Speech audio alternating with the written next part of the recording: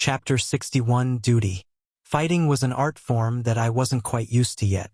Since the start of the tutorial, I had been in plenty of fights but not enough to get truly comfortable. 2 months could do a lot to change a person, and I only realized how much after experiencing it myself. My survival instincts always in overdrive, the constant pressure applied to live to see another day. It was hard not to change. It reached the height of its crescendo during the waves. The pressure ebbed and flowed from day to day, but the waves were its peaks. The time when it all came together to force you to become more, become better. It was an ever-increasing training regimen that was designed to kill you. I had no misguided thoughts about that now. For whatever reason, this tutorial was designed to kill us. Out of the 1,000+ participants pulled in here, over half were most likely dead. Without Austin and me, my family would surely be dead. We held the bulk of the waves off previously and were just now receiving help.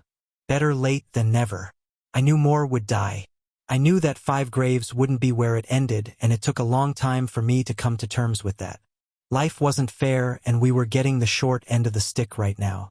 There were benefits to the harsh treatment we were receiving. If we were in a safer tutorial, I didn't think I would be as strong as I was now. I wouldn't have the law that I did, and I wouldn't have a rare class. Most likely, I wouldn't be in the F rank. Necessity was the great motivator after all. Necessity drove every living thing forward, and without it, I wouldn't be the same person I was. Fate, destiny, whatever you wish to call it, was a cruel bitch. It didn't care about feelings nor wants. It did what it wanted whether you wanted it to or not. I spent a long time angry after Granddad's death. I cycled through emotions, and anger was the one I frequented the most. It was easy to be angry, to hate the things that you couldn't control, but it also did nothing to change them. Hate and anger were emotions that were only helpful in moderation. If a mind was filled with hate, it left little room for anything else. Took me a while to understand that. Some of the waves, I let barbarian's rage take over, to let it out, to grieve in my own way. Crushing monsters with my hammer helped, but it wasn't perfect. At the height of my anger, I even upgraded my skill. That had been when I was the most restless and had gone a few days without sleep. I thought sleep was wasted time and used all of it to train. It led to mistakes while fighting and a self-deprecating spiral of more anger. At the end of the tunnel, my skill upgraded. You have upgraded a skill. Barbarian's Rage, common. Dashed Barbarian's Fury, uncommon. Barbarian's Fury, uncommon. Channel your fury into your body to break your limits. Temporarily increase the effect of all stats by 15% at the cost of increased stamina consumption. Once the effect wears off, your body enters a state of weakness based on the duration of the boost. Having the skill upgrade into Fury felt right.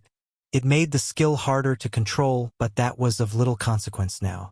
I wrangled the skill just the same as I did last time. I wouldn't have a skill control me.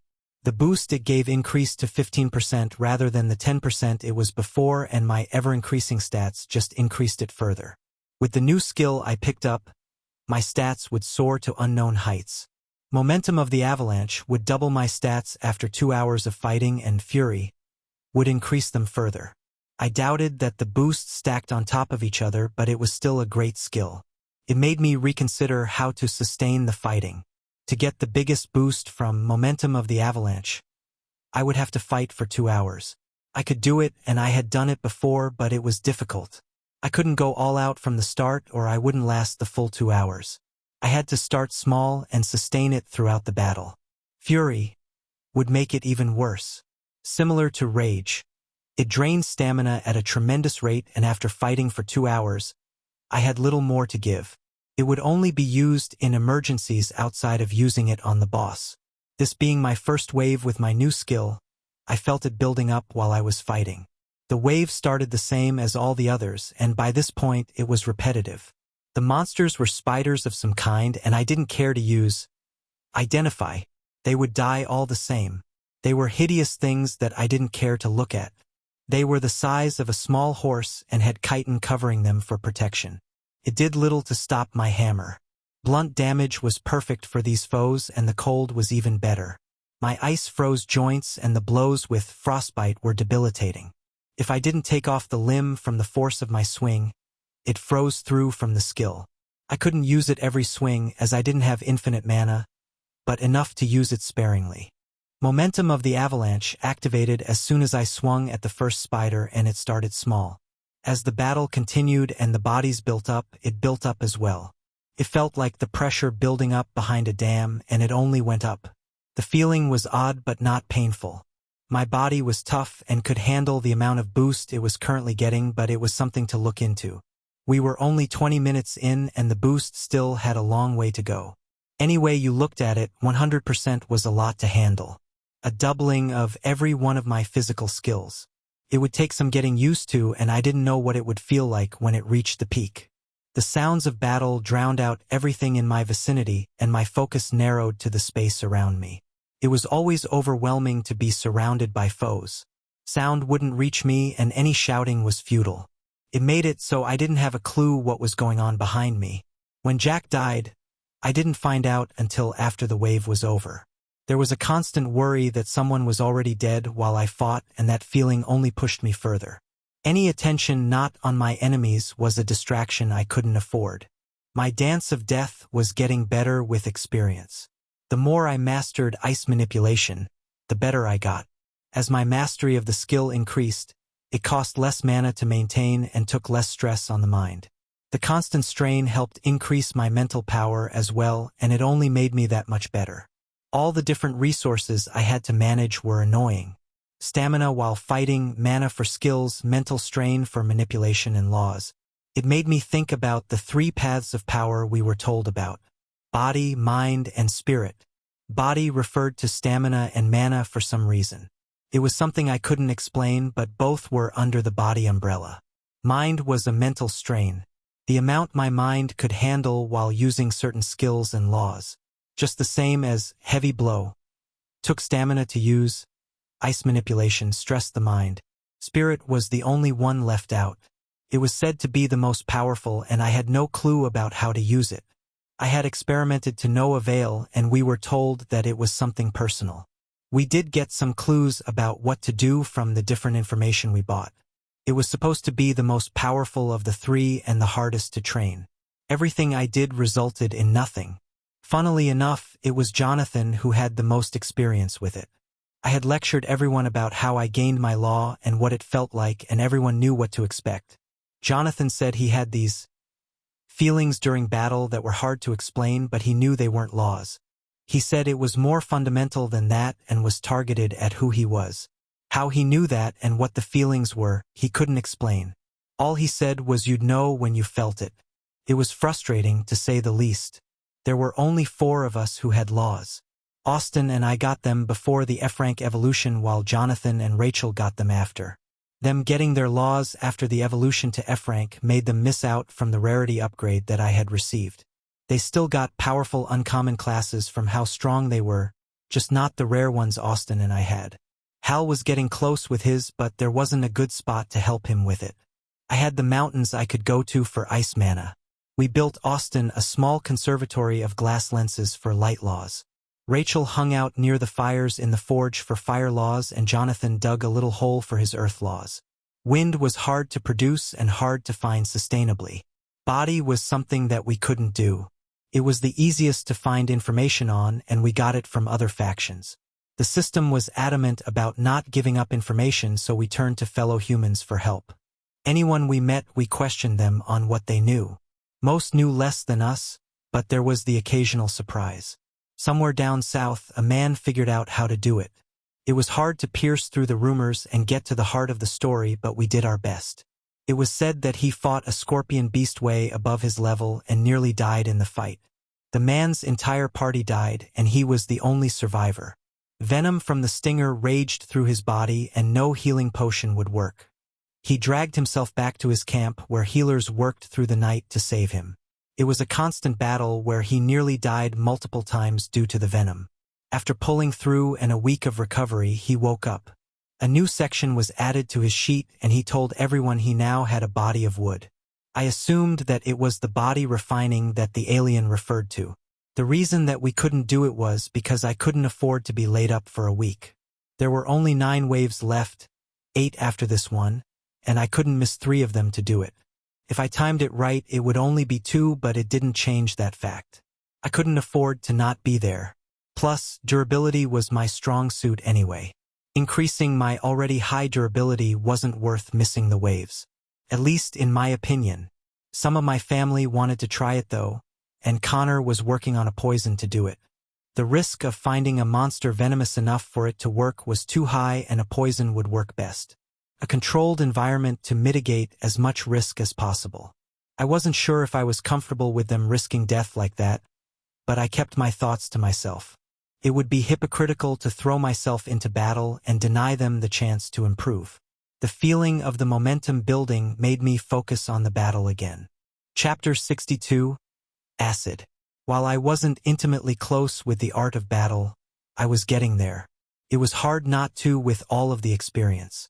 My fighting form would probably be called wild and unrefined by anyone of greater skill, but it worked for what I needed it to. I learned early that wild swings and unbalanced aggression was not the way to fight. Sure, it had its uses, but it wasn't the way to get better. Sometimes wild aggression was the thing that you needed in a fight, and all offense could often work, but not for sustained fighting. If I had one enemy, it would be fine. Or even a handful. At the numbers I faced, not so much. There was only so much one person could do, and fighting with a raging flame was a quick way to burn out. A raging fire still had its uses, but a properly stoked flame was more useful right now. Sustaining the burn over a longer period of time for the most use. Experience and training added together with my endurance increased the amount of wood to burn and allowed the fire to burn for longer. Using a hammer was different than other weapons. It wasn't a sword to be used for slicing in refined art forms, nor was it a spear for quick stabs from range. Hammers were similar to axes in a way. Axes were unbalanced weapons mostly used for attacking. All of the weight was at the axe head, and it had to be used as such. Swords were balanced at the hilt. They would feel different in the hand, and they had different ways to swing them. Most swords, at least. There were exceptions and different styles of blade, but generally swords were better balanced. Hammers matched axes in this regard. The hammerhead held all of the weight.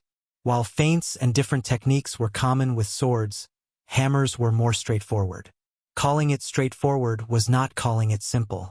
With base human abilities, there was only so much someone could do with a hammer of this size. Its size and weight made most moves impractical. Now, with stats, normal conventions went out the window.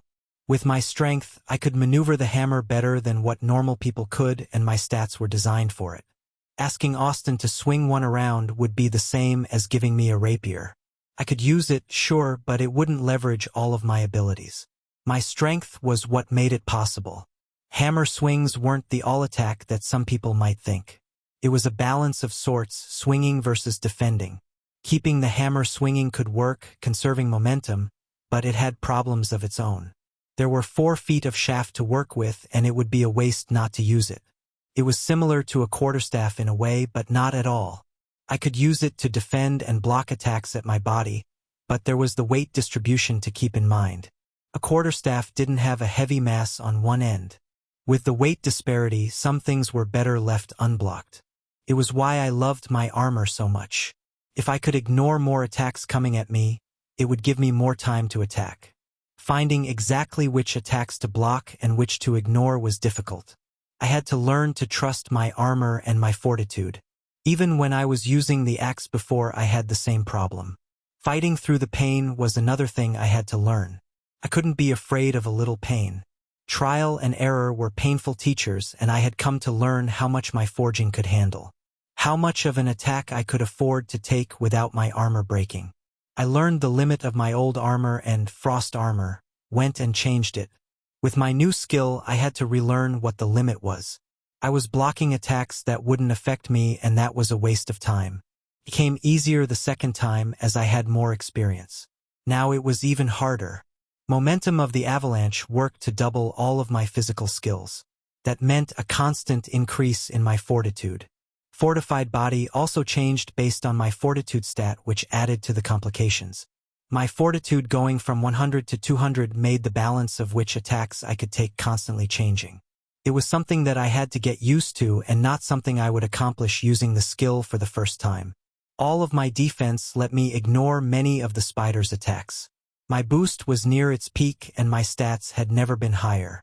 Instead of the steady wearing down that usually took place, I steadily got stronger. It worked in reverse of normal convention. A quick peek at my stats left me stunned. I knew they would double, but seeing it was different. Strength, 422. Agility, 210. Perception, 68. Fortitude, 202. Endurance, 224. Vitality, 120. Intelligence, 24. Wisdom, 41. Acumen, 26. Felt great. My body firing on all cylinders, mowing through the foes who stood before me. After about the 50% mark, my body was becoming uncoordinated again. It wasn't the stat disparity that did it, it was the unfamiliarity with the high stats. A doubling of stat points was too much to handle on my first try, it seemed. It was really building up now. It was an hour into the wave and I felt amazing. My strength was enough to pulverize the spiders and I feared my hammer breaking. With the boost, my strength was over 300. Even with my law and skills, my hammer cracked from the strain. The handle was not handling it well. The hammerhead was fine, it was not the one to give out during the fight. The spider's shell cracked before my hammer would, but the speed I was swinging it stressed the handle. I needed to control it better than what I was doing currently. The monsters couldn't get any deader and breaking my weapon was stupid. Limiting my strength was difficult.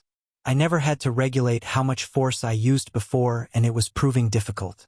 It was always the opposite, needing to give it everything I had. I couldn't help but grin at that. It was a good problem to have. An ice fortress. Blocking the gate was enough to give me a breather while I reinforced my hammer again. I worked through and refroze all of the cracks. As soon as I was ready, I exploded the wall with shatter.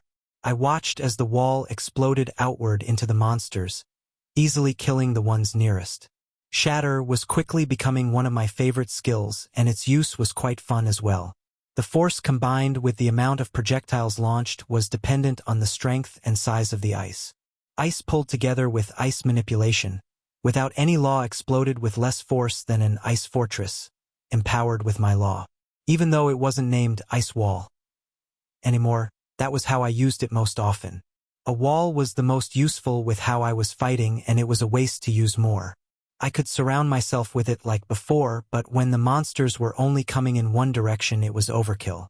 Sustain was the name of the game and I did everything possible to make my fighting more efficient. Explosions rocked somewhere behind me but I couldn't look. My place was here. My job was to hold the gate and I wouldn't fail in my duty. There were also new sensations I had to work to block out. My vitality worked through my system faster than before, and I could feel my body knitting together in a way I hadn't felt before. My perception doubling let me hear more than before and feel more than before. I had to block it out before I got overwhelmed. The sensations were unsettling. It let me feel my body and those around me in weird ways. When the spiders suddenly ended, I was surprised. I had lost track of time and there were no more monsters for me to fight. It made me slightly frustrated too. I was in the zone, getting better with my hammer and getting accustomed to my new stats. The lull in battle let me take in my surroundings and what I saw shocked me. Body parts were everywhere. Spider legs oozing green blood scattered around me with bodies crushed and deformed. Ice coated with the green substance embedded in corpses with the use of shatter. The boss wasn't here. It was on one of the other sides. Momentum of the avalanche, only built up while in battle, and I didn't know how long my skill would last as I was technically not in battle. So I rushed toward the other side. Jonathan's side was the worst off and I could see monsters getting through. I even saw a body on the ground, not getting up. It was something I expected, but it still hurt to see. Even with all of the training I put everyone through, it was battle. Not everyone would make it. I was about to step in and help when another explosion sounded out. Now that I wasn't in battle, I could see what it was. The boss was climbing over the wall while Hell tried to hold it off. It looked like a spider out of horror stories. It stood at over 10 feet tall and had a bulbous sack that was bigger than a car. Its 8 long legs ended in sharp spikes that it was using to climb over the wall. When the wave first started, I feared that the other spiders would do the same, but they failed. Their legs couldn't find purchase in the stone. The wall was enchanted to not be climbable. The boss disregarded that sentiment. With its size, it could reach the top of the wall and try to pull itself up where the other monsters were too small. Every time the boss got close to pulling itself over, Hal would shoot it back down. I had no idea how long he had been doing this, but he looked haggard. He was slumped over and looked like he could barely stand in the stand we built for him. Not wanting my boosts to go away and seeing the target I was after, I rushed in. Austin and the rest of those who fought the bosses with me were still busy, but it didn't matter. I alone could hold it off at least. Killing it was another matter though. The boss was stronger than what its level indicated, and treating it as a normal level 37 was a mistake. Bosses were stronger than normal, and it had a law of its own to defend with. I wasn't sure which yet, but I would find out. Being 7 levels below the boss wasn't that bad in all honesty. My skills and abilities were enough to hold their own against much stronger opponents. My boost from Avalanche would make me strong enough. I launched myself at the boss and brought my hammer down on the leg it was using to climb the wall. The resulting impact launched the intruding appendage off of the wall. What surprised me was the minimal damage I did. I expected my strength to be enough to crush the leg. Granted, I only used Frostbite for the attack, but still. The chitin had a way of dispersing the damage and evening out the load. I could tell I damaged it, just not as much as I anticipated. The spider hissed at me before doing something I didn't expect. Given its size and long sharp legs, I expected it to use them to attack me, like the stone lizard who used its body to attack. Instead, it created an orb of green liquid in front of its mouth that it then shot at me. Not expecting that kind of attack, I couldn't get out of the way fast enough and it splashed over my right side. It didn't carry much force with it, but its use quickly became known from the sizzling I heard. My armor was melting, and wherever the liquid touched started corroding. It started to melt holes through my ice armor and reach the metal underneath. I tried to use my law to prevent the ice from melting, but it wasn't working. It was like something was fighting me and it had equal strength. Ah shit. It had an acid law. I wasn't sure if they were acid laws or corrosion laws, but my sizzling right side didn't give me much time to contemplate. The acid was something I hadn't expected it to have and would make this fight a lot more difficult. As it ate through my armor, the boss readied itself for another attack. Not wanting to let it hit me, I threw up a wall of ice using Ice Fortress to intercept the attack. It started to sizzle and melt as well and wouldn't last more than a few attacks. The skill slowed down its corrosion and saved me from getting more of the liquid on me. This boss was going to prove difficult if it continued shooting acid at me. I jumped down from the wall to get more room to dodge the globs of green liquid. I wasn't as fast as Austin, but I could if I was ready for it. The boss continued to shoot out acid, and everywhere it hit started sizzling. Every attack I made barely affected it. Its legs had strong chitin covering them that was hard to damage. It felt like my hammer was hitting jello instead of the hard chitin it appeared as. Frostbite was getting through and I could feel the ice mana hindering its movements, but it wasn't enough. It was disintegrating quicker than normal and wasn't doing as much damage. Using Heavy Blow was the only thing that caused lasting damage. With the skill, my swings became strong enough to bludgeon the legs of the spider. Chitin started to crack from the blows faster than before. The boss noticed that I was weakening it and changed its approach. Anytime I got close, it would shower the area in liquid. I wasn't able to attack it without getting covered in it. Our standoff lasted a few moments before a large fireball came flying and matched by an arrow of wind not long after. Rachel and Hal joined in on the attack. Hal spent the time I was fighting it recovering as much as he could. With me holding it off, they were free to attack it from the wall. Austin joined in not long after, and I saw Jonathan hobbling over to help. I wasn't sure how Jonathan's stone would hold up to the corrosion effect. With my stats so high, it was better if I tanked it in case something went wrong. Jonathan let me tank. It has a strong corrosion effect.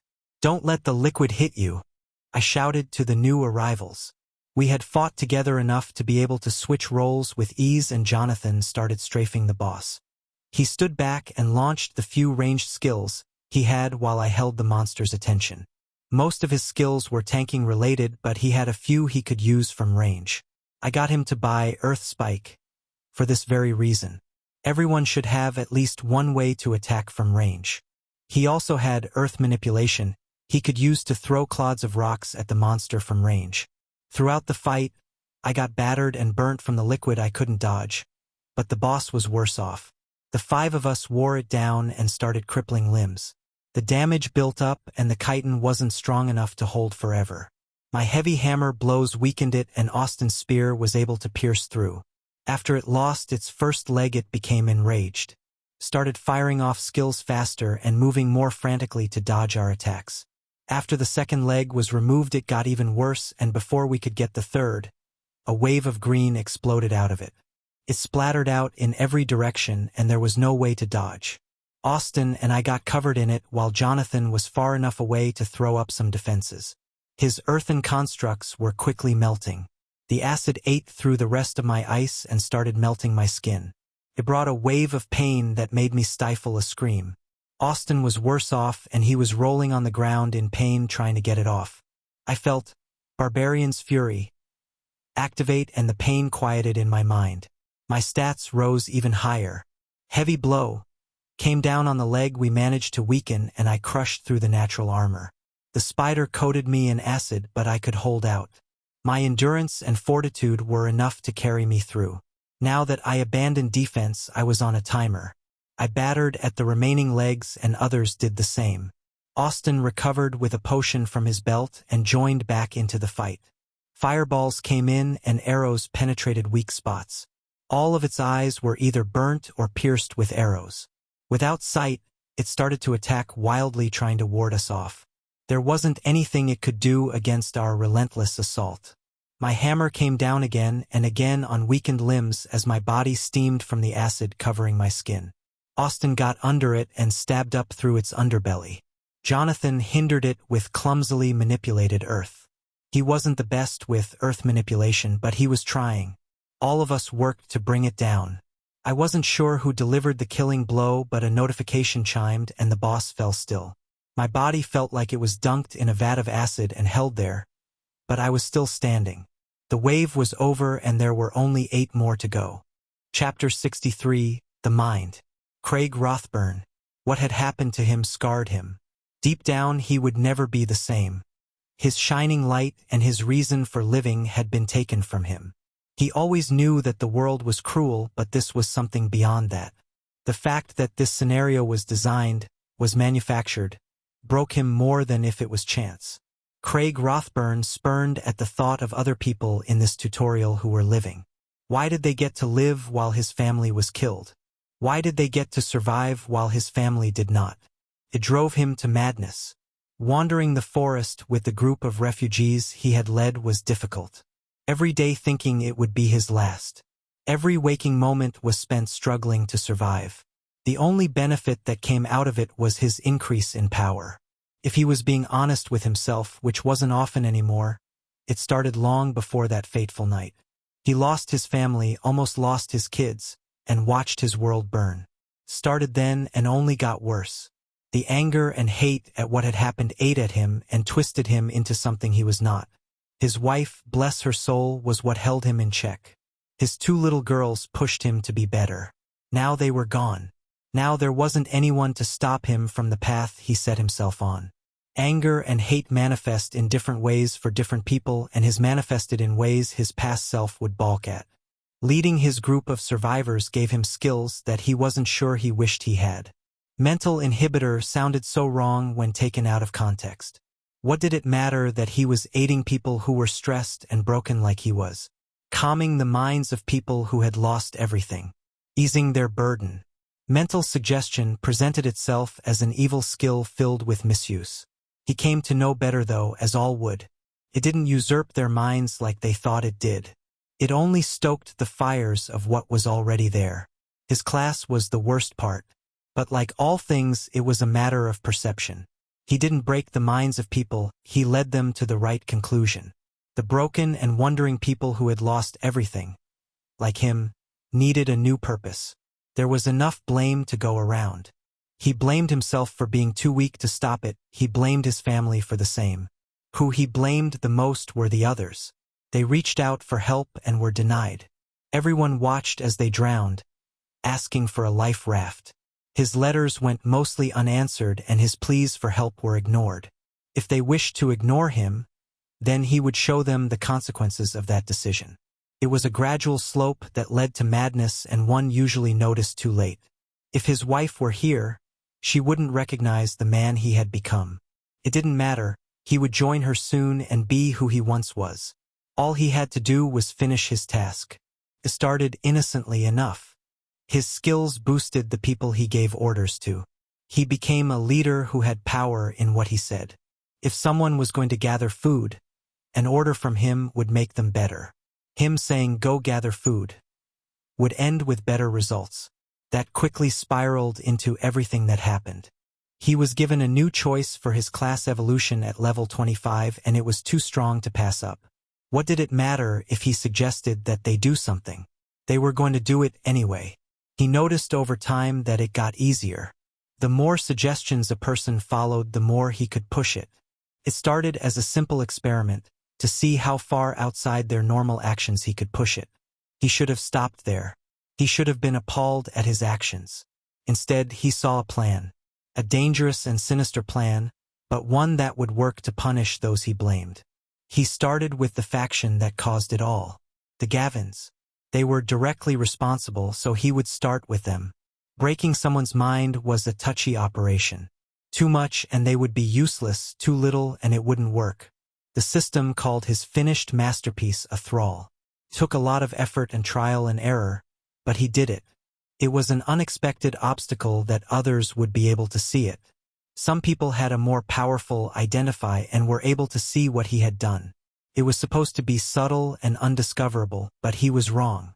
That sped his plans up significantly. He couldn't allow them to tell others what they saw. He didn't want to use his skills on them, but it was too late. They would tell people and he couldn't let that happen. Craig upgraded his skills and he leveled up his class from his experiments. He worked through his group faster than he expected. Soon everyone answered to him. He set his minions against those who denied him aid, those who killed his family, people who forced him to watch his little girls die. The fact that his pride and joy were murdered by humans fueled his revenge. If it were monsters, it would have been expected. They fought and struggled against them every day. No, it was people who had done the deed. He was off hunting, trying to bring food home for his family when the group attacked. They waited until most of the warriors were gone before attacking their camp. It wasn't a camp like what others had. Necessity demanded it be mobile, but they had a central location to store everything they had. Furs and hides of the beasts they had fought. Weapons and gear they managed to scrape together. All of it was gone when he returned.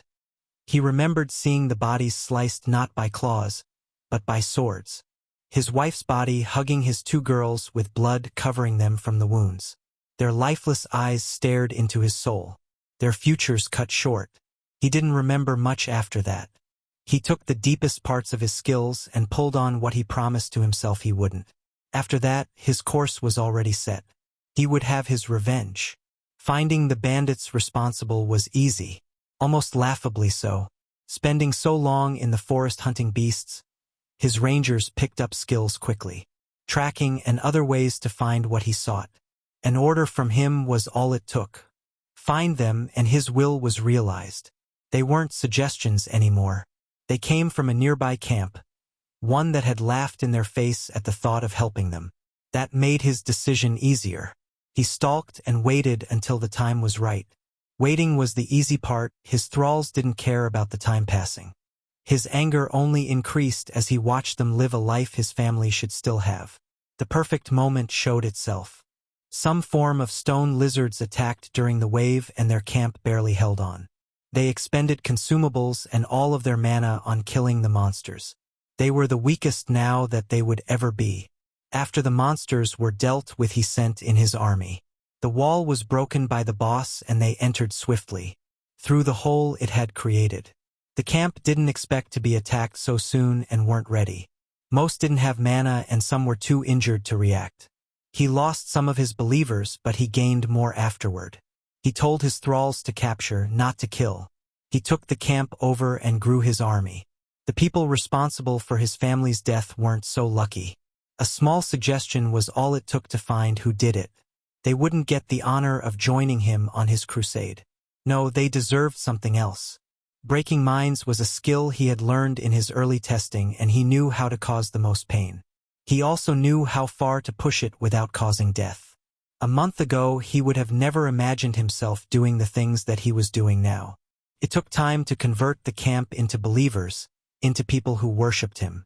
His skills weren't powerful enough for quick conversion. They fought him every step of the way, and some were better at it than others. The camp's leader took the longest. Nearly a week of fighting his skills until he converted. He had to fight off 2 waves in this new camp, but that was fine with him.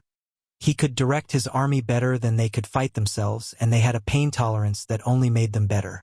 He lost some, but that mattered little. His believers leveled slower than they should have, and they gained little in terms of experience. Their growth was stifled. His growth was even worse. The way the system handled the share of experience was weird, and he didn't have time to figure out why. 2 waves should have pushed many people into higher levels, and it simply did not. He knew his mind powers would have a drawback, but not something this severe. It basically crippled all under his control. It changed his plans, but it affected little else. If he couldn't level his army, he would find people who were stronger. The points he received only made him stronger. There weren't any skills that he wanted to buy, but a profession was what he wanted. Getting rid of his old profession was painful and took most of his wealth to buy a way to do it. But it was worth it. He wasn't the leatherworker he used to be. He wasn't the man making armor for his family any longer. He had a list to choose from, and this camp was higher level than the one he used to have. They had more choices, and he debated on which to pick. In the end, he chose what called to him the most. Conductor sounded like a useless profession that only dealt with music, but it did so much more. He conducted his thralls like an orchestra, and his profession aided in that endeavor. It took time to level, but that was what he had. He didn't want to move before he had the previous camp leader under his control. After the week was up and he had a new general in his ranks, he set his sight elsewhere. He remembered a particularly annoying camp leader that he met before that was perfect for his next target. He waited until the time was right and attacked. Attacking after a wave left them the most vulnerable, and he didn't care about the camp he left behind. He could always come back and reconquer it from the monsters later. He wondered what his old camp looked like now. After a pylon fell, it turned into a pseudo-dungeon almost. The system didn't call it a dungeon, but that was what it was. What else would you call a lair of monsters that you had to fight through for a reward? With every new believer, his cause for his crusade changed. At first, it was because he wanted to punish those who wronged him, but now it was looser than that. He reveled in the power he had attained, and he knew of only one way to get more. He didn't want to attack the innocent, but there were hardly any saints left in the world. People weren't as good as they believed themselves to be, and experiencing this tutorial unveiled that to him. They had to have done something to deserve what he brought them. It didn't matter that he didn't know what. He wasn't the weak warrior he once was. He wasn't the sad, depressed man who cursed his fate any longer. He took power into his own hands and used it to show others why they were wrong. He showed them the error of their ways. They didn't deserve to live the life his family should have. His girls were dead, and he would burn the world for the fate that they didn't deserve. Chapter 64 Runes. The system is a great many things, but it is always practical. It has requirements that must be met to keep its assistance. Like with leveling, it will end its help in that regard if certain requirements aren't met. The system is there to help, but it does not do it for free. Everything has a cost associated with it that must be paid. It isn't always about power either. Sometimes luck is all that is required. Scholars and researchers come up with different names for the reason, but it is known to most as proving your worth. You must prove you are worthy of the help the system applies to you. The recording kept going on about what certain civilizations called it, but I tuned that part out. I didn't care what other people called it. Proving worth was simple enough to understand. After the wave, and after healing from the acid burns covering my body, People spent their points on information about what was going to happen when we got back to Earth. Why the recording started like that, I didn't know. And that brings us to the point at hand. Integrated planets must also prove they are worthy of the system's assistance. After the failed integration, the system prevents any outside force from interfering with new planets. It doesn't allow anything to affect new planets until the system removes its protection. Not even the most powerful of gods can interfere. After you are returned to your planet, there will be tests to see if the system should keep its protection over your planet or if it should release you into the multiverse and to the whims of fate.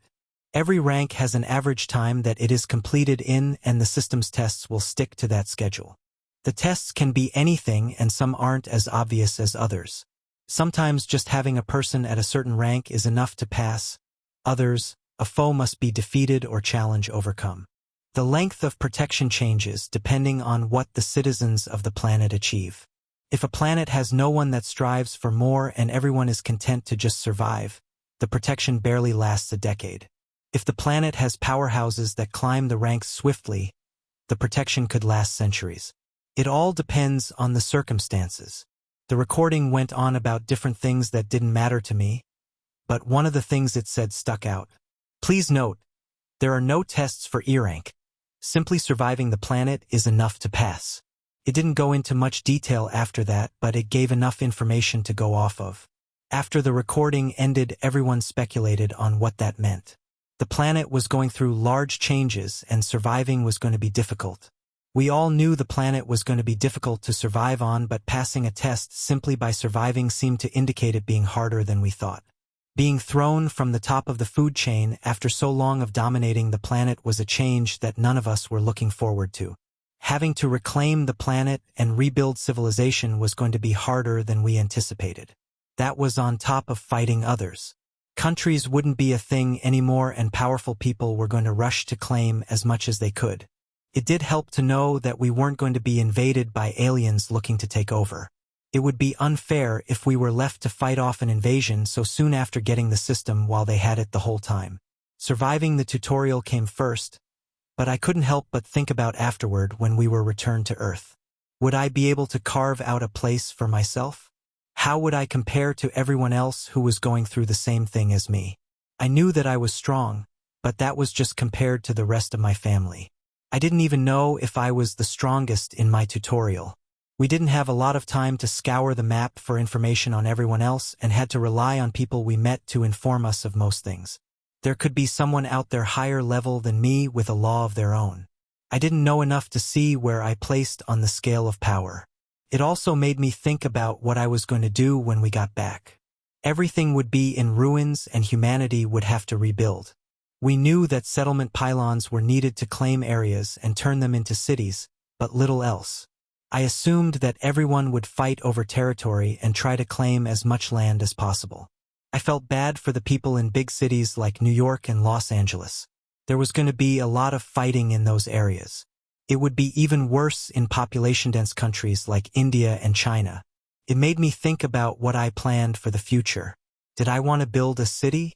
I wanted to keep my family safe, and it seemed like founding a city would help in that regard. I had no plans of taking over the world or anything. That was absurd, but carving out a little piece for myself didn't sound too bad.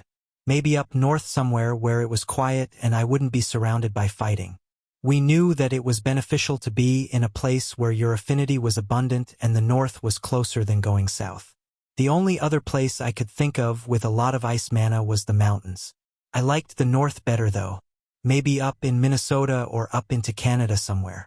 It would let me live in relative peace without being surrounded by other cities. Kind of like where our pylon was now, we were out of the way with no one above us. It was selfish to place it where my affinity was prominent and not the rest of my family's affinity, but if I was going to place it, why would I do it anywhere else? If they wanted to, they could go somewhere else. The pounding of Vinny's hammer brought me out of my fantasies.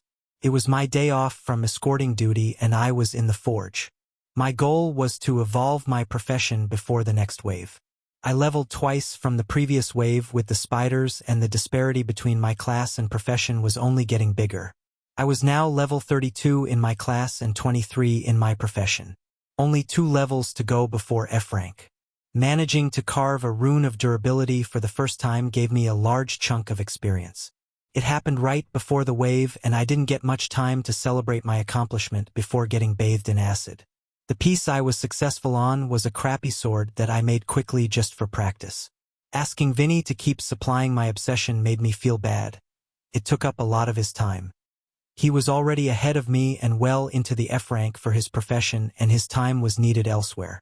He went with a straight upgrade to his current job and took apprentice blacksmith. He was making both armor and weapons and didn't want to specialize yet. He was a lot better than me at blacksmithing, but he also spent a lot more time doing it. I focused more on fighting and didn't have the same amount of time to spend in the forge. He spent a lot of his points on more tools, better metals, and information to help his smithing. His side of the forge looked a lot more professional than mine. We shared when I needed something he had, but most of my time was spent engraving. I wanted to push my class toward enchanting, and it seemed like the way to do it. If I gained most of my experience from engraving runes, then it should open up the path toward runesmith. After my successful engraving, I tested the weapon against a normal one. It was a night and day difference. Both weapons were still in the crude tier, but the runic one was almost 50% stronger. It was mostly to do with how poorly they were made. They were rush jobs to give me something to practice on, and a properly forged sword would be different.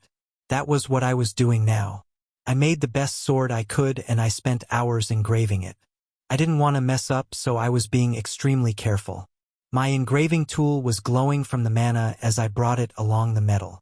Engraving didn't remove a lot of metal from the sword, just enough to leave thin lines behind. It would draw out the magical properties of the metal and enhance its innate durability, or something like that. I wasn't sure. I knew how to engrave and what the rune looked like, but not what it did exactly. It didn't take much mana to work, but it had to get its fuel from somewhere. I did test it and found out that the runes deteriorated from use. After banging the previous sword against a few things and fighting with it, the runes had places where they needed to be fixed. It wasn't the best work, and I could tell that my engraving was shitty, but it was a start.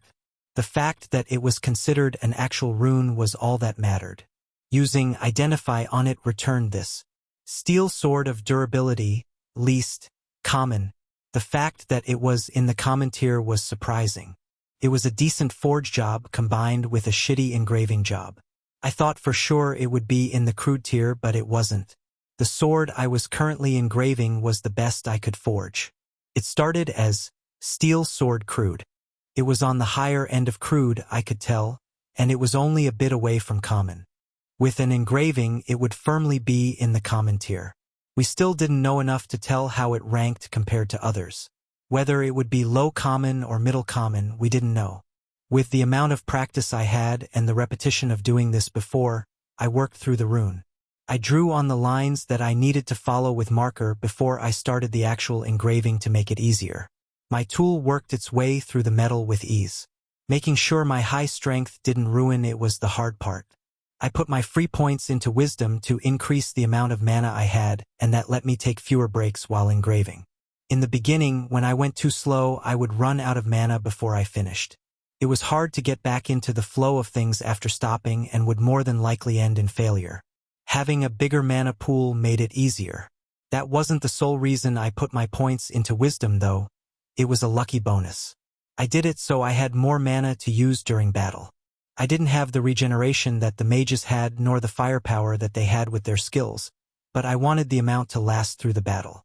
I needed the capacity to keep my skills going during a prolonged fight, and an increased capacity would do that. It also let me finish the rune without taking a break. I finished up the last line and pulled my tool away while holding my breath. I knew that the engraving worked, I just didn't know what Identify would say. Steel sword of durability, least, common. My Identify wasn't what I was worried about. I knew that it was going to say that. It was Vinny's that I was holding my breath for. He had better skills in this regard and had blacksmith's eyes. His skill got more information from weapons than the normal Identify, and worked especially well on weapons he helped forge. "Vinny!" I called out to the man across from me. He was covered in sweat from the heat and wore a matching thick apron that I had. He had the blonde hair most of my family had, and it was matted down in sweat. "Did you do it?" he asked with a slightly hopeful expression. This wasn't the first try on a good sword, and looking to the corner of the room revealed how many I went through. "Damn right I did," I answered. My excitement about finishing made me overlook the amount of failures before this one. "Come on, use it. What does it say?" I was a tiny bit impatient. He picked up my sword, and I saw his eyes glow subtly. He took a minute to respond, and I knew he was doing it on purpose. It didn't take that long to get an answer. "The sword itself is high crude." He said nothing that I didn't know. "And the rune is intermediate grade." As soon as he said that, I cheered. I couldn't get out of the low-grade runes that I kept carving. Runes were weird in grading. They had the rarity of the rune itself, like least, lesser, common, great, greater. That was the grade of the rune itself, the structure that I was engraving. Then there was the grade of how it was enchanted. Low, intermediate, high, peak. If a least rune was engraved poorly, it was considered a low-grade least rune, which was both confusing and a mouthful. Basically, the grade was how good the enchanter was, and my rune was intermediate grade, which meant it was a step above low. It wasn't a lot, but I was proud of it. The system agreed, and the experience rolled in. "Congratulations, you have leveled up. Congratulations, you have leveled up. Skills available. I could now evolve my profession." Chapter 65, Profession Upgrade. "We did it, Vinny," I shouted. We had been working on this for a while, and now we did it. Well, we was relative. Vinny mostly worked on his own thing while I engraved, but it was a group effort, kind of. We bounced ideas off of each other, and I showed him the rune schematic to see if he could spot any flaws. He didn't have the mana engraving skill like I did, but that wasn't necessary. "I see that," he said back. He was a man of few words, but that was okay. I would make up for his lack thereof. In a big family like we had, not everyone was as outgoing.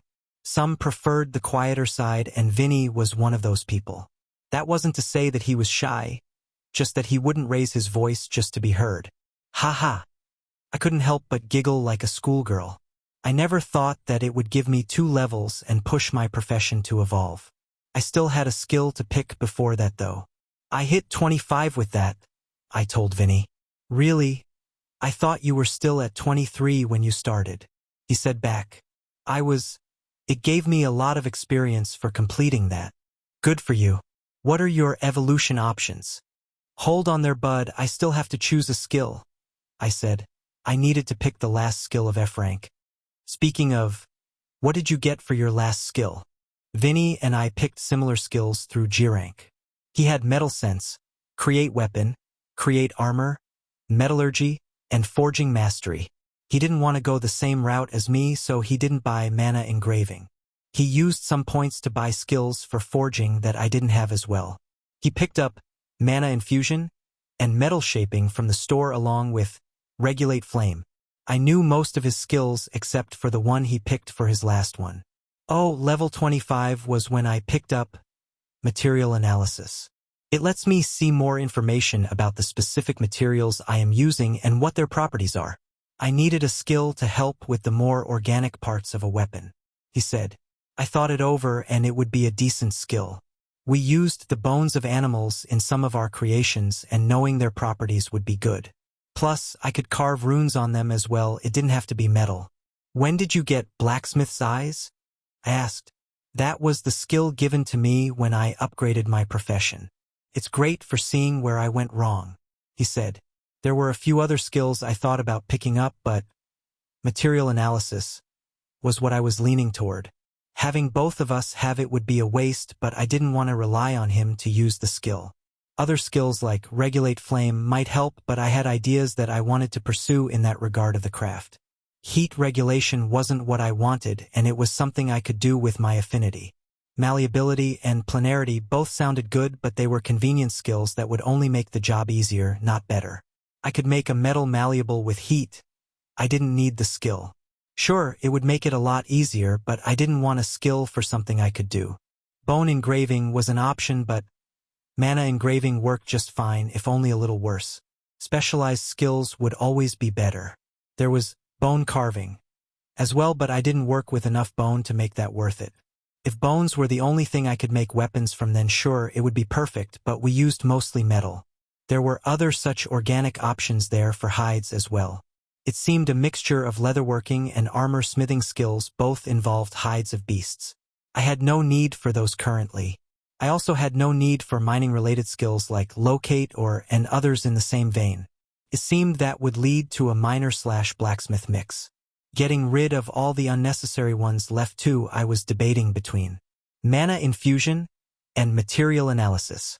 Mana infusion would let me boost the grade of my creations by infusing them with mana before the crafting process. Mana infusion was what I deemed the more useful of the two. If I needed material analysis, I could always get it later and rely on Vincent now. Mana infusion would help me now. Picking my skill brought up. Profession evolution available. Apprentice blacksmith, common. Apprentice weaponsmith, common. Apprentice armorsmith, common. Enchantsmith, uncommon. Runic blacksmith, uncommon. The first three were what I expected to see. Vinny got offered the same as well. The last two were different though. Enchantsmith was what I was going for with my mana engraving skill when I was carving runes. Enchantsmith and runic blacksmith would both end up a mixture of enchanter and blacksmith, just with a different focus. Enchantsmith worked more on the magical side of things and relied on spells of that nature. Runic blacksmith was more about the runic side of things and was heavily influenced by that nature. It was a choice between a more magical focus with spells or a more runic focus with runes. Both accomplished the same thing and both would do what I originally intended to do. I probably should have gotten some more information about this. The Enchanter profession book didn't go too deeply in depth about what the difference was, just what to do to get the profession. Vinny, do you know the difference between the two? I asked. I showed him my upgrade choices as he had done the same for me when he evolved his profession. He didn't have those options as he was more smithing focused, and his other two profession options were more in line with what he wanted. I've seen them referred to differently in the different missives I've bought. The one I read that had the most information said that enchanting was like a mage laying a permanent spell on an object. It needs a mana source and someone to activate it. Runes were different. They were symbols of power that had meaning and couldn't be changed. More powerful ones needed a power source, but low-tier runes ran off ambient essence. It said that they both did the same things and were both considered enchanting, just one was mana enchanting and the other runic enchanting. He said. He had gone back to working on a sword while I thought over my options. Mana enchanting versus runic enchanting. I'd felt the power of runes and I knew that it was what the system did for the walls. I wasn't as clear about what mana enchanting was, but I knew runes were what I wanted. It seemed that runes would be less flexible and I would need more background knowledge, but they seemed better in the long run. Runic blacksmith, uncommon. Runic blacksmiths work with runes and metal to create works of art. Runes of power and creation given form. Without a focus on one avenue of smithing, runic blacksmiths can create anything they want with the power available to them. +3 strength, +3 agility, +2 perception, +4 intelligence, +4 wisdom, +2 acumen, +2 free points. It was perfect if a little strength heavy. It had the magic stats I wanted and complemented my class perfectly. It gave less total points than my class, but that was to be expected. It was of lower rarity, and with it came a new skill. Basic runecrafting, uncommon, which would add a small bonus to all of the runes I made. It was a great new profession. Status. Name, Christopher Zelensky. Race. F. Human. Class. F. Champion of Nibelheim. Rare. Level 32. Profession. F. Runic blacksmith. Uncommon. Level 25. Affinity. Ice. Faction. Zelensky family. Temporary. Faction head. Strength. 240. Agility. 119. Perception 38. Fortitude. 114. Endurance 126. Vitality 64. Intelligence 24. Wisdom 48. Acumen 26. Free points 0. Laws. Least law of ice. Class skills. Boiler. Profession skills. Sense metal. Common. Create weapon. Crude. Create armor. Crude. Metallurgy. common. Forging proficiency, novice. Mana engraving, common. Mana infusion, common. Basic runecrafting, uncommon. Coins, 0. Points, 23,875. I was glad about my new profession and I couldn't wait to try it out. Picking up my hammer, I went to see what I could do. Damien cursed. They had been under attack for nearly a day and he was sick of the constant battle. He hadn't heard from any of his other pylons and it seemed they were cut off from communicating. Just when he thought that everything was looking good, this happened. He didn't even know what to call the things that were attacking. They looked like humans, but they didn't talk and acted like mindless animals. All they did was attack without any technique or skill, throwing themselves at the wall to be slaughtered. The tutorial had been going fine until this started. Damien had always been a gamer and he recognized an opportunity when he saw one. It was what let him get ahead of everyone else and have people want to follow him. Being one of the few who picked mage helped tremendously and his affinity even more. Lightning was a powerful element. His coworkers were a problem that he had to overcome in the beginning, but they came around. He needed to get the best possible score he could if he wanted to get stronger. He knew how these stories went and he did not want to be part of the weak to be stepped on. The description said that rewards at the end depended on performance and conquered pylons, so that was what he was doing. He had to drag people along to do what he wanted, but they had no say in the matter. To get the best rewards, he needed to conquer as many pylons as possible. Gathering the refugees gave him enough manpower to help his plans. The original 20 he was sent here with had dwindled over the waves. Most were still alive, but they were weak and focused on professions. Luckily, others weren't as dumb and jumped at the chance of power. He had 4 generals under his command and they held 5 pylons. It was a tenth of the total pylons and he was part of the few that held the most. Not every pylon was claimed and some were overrun with monsters. There weren't 50 groups at the start and some went unclaimed from the beginning. Others were lost during the waves. He had to waste points to buy a map of the tutorial so he could plan things out better. Being in the middle of the map was something he regretted. Rick was an idiot and he hated that he was chosen to be the leader at the start. It wasn't hard to usurp him when Damien had enough strength. He planned on moving east, to the border so he wouldn't be surrounded on all sides. It all went well and he even had a few hopefuls join that could be general-worthy. He needed people who were strong enough to hold the pylons during the waves to keep ownership so points would funnel back to him. As their lord, he got a portion of their total points. It didn't come automatically, he had to set it that way at the pylon. Strength mattered most, he already had to retake a pylon after it had fallen and he didn't want to have to do it again. Sir, a scout reported that another band of them are attacking West Camp. His aide said. He wanted to scream. This wasn't supposed to be so hard. His initial plans were to take over all of the pylons, but with 8 waves left he barely had 10%. If he pushed it and went all out, he might get a fourth of them. It would have to do. He still had some underhanded tricks up his sleeve that he could use to help. He felt dirty using them though and would rather not. Having people join willingly was so much easier. Tracy. Ma'am, the Mindbreaker is attacking in the east. He has halted his northern expansion and brought most of his army south to where Damien's lands are. Kathy reported. Tracy grimaced. She had watched as the Mindbreaker worked his way north from the eastern border and wasn't happy he was moving back south. She was to the south. How well do you think Damien will hold? Tracy asked. Damien was another problem she didn't want to deal with. The Lightning Lord wanted to conquer everything and she was a part of that everything. Even the title people called him was stupid. It was good that they were having it out on each other, but that would only leave the winner stronger. Damien wanted to conquer all the pylons and he had already tried to get her to join his faction. Still, Damien was better than the Mindbreaker. She had watched what he did to the camps he conquered and did not wish that fate on anyone. She had to swear the mage who used the scrying spell to secrecy to prevent panic from spreading in her camp. The last thing she needed was people creating an army to go after him. She had a feeling that the beasts were more important and the potential losses of going after him were too great. But if he gained more power, well, she was in between a rock and a hard place. She would have to place more traps to the north in case Damien fell. The mindbreaker needed to be dealt with, but she just didn't know how. Chapter 66 Punishment.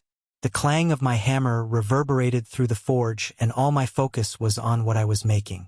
I didn't get much time in the forge, not as much as I wanted, and I had to make the most of it when I did. That was why I was so annoyed at the interruption. "What is it, Abigail?" I tried not to sound tired, and it was getting harder every day. "You are needed in the keep. Something happened that we need your decision on," Abigail said. She was wearing the furs of some of the lightning tigers as armor and held a clipboard in her hand. It was a magic clipboard that she got through her profession, and it did something. I wasn't sure. She finally got over her decision of picking a profession and went with the one I knew she would. It just took her longer to realize that.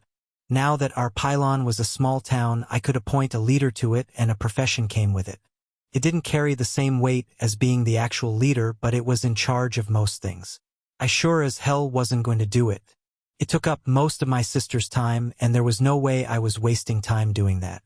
I was glad that she seemed to enjoy it, but I wouldn't be caught dead doing it.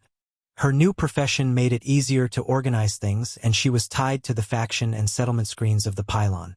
I mostly ignored them after I got promoted to head.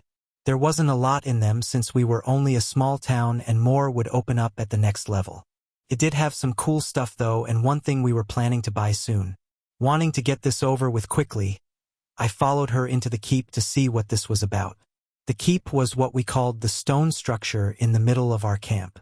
It was 2 stories tall and made entirely out of stone, and keep was an apt name. We made it homier in the time we had, but we still didn't waste a lot of time decorating it. Most of it was hides that couldn't be used as armor because they were deficient in some way. It told a story of our victories and the foes we defeated. If I was being honest, it was kinda cool. I never would have thought keeping trophies like this would have appealed to me, but it was different when it was personal. Fighting to the death with a weapon in hand in the face of adversity, it couldn't get more personal.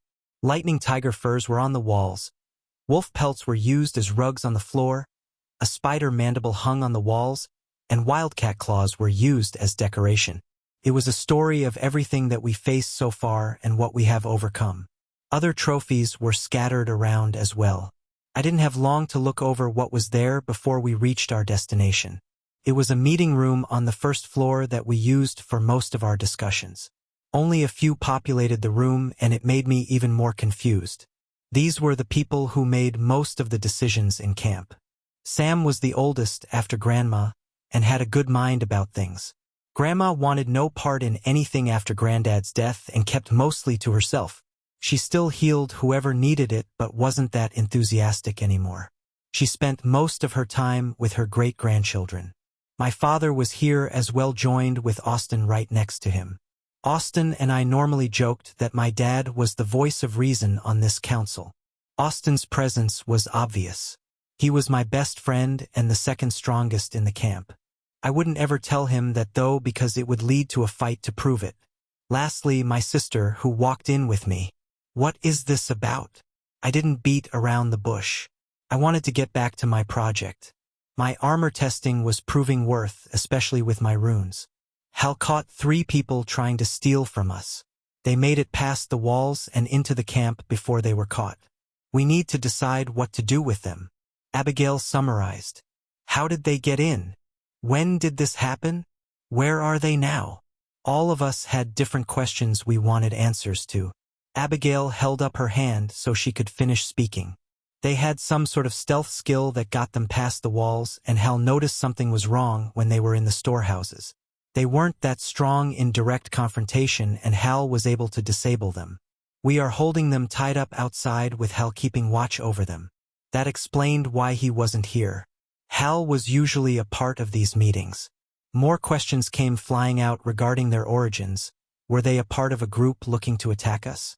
Was this their way of trying to infiltrate us? 3 people who had stealth classes broke in and tried to steal as much as they could. Hal, with the highest perception in camp, caught them in the act and disabled them. That was the extent of what we knew. Abigail said Hal tried to question them, but they wouldn't say anything. All they would say was they didn't have any points and they weren't strong enough to hunt for food. Any other information they refused to give out. Plus, we had no way to tell if they were telling the truth either. The only good piece of information we got out of them was that there was a crazy person in the south taking over camps and wiping them out, which was why these thieves were here.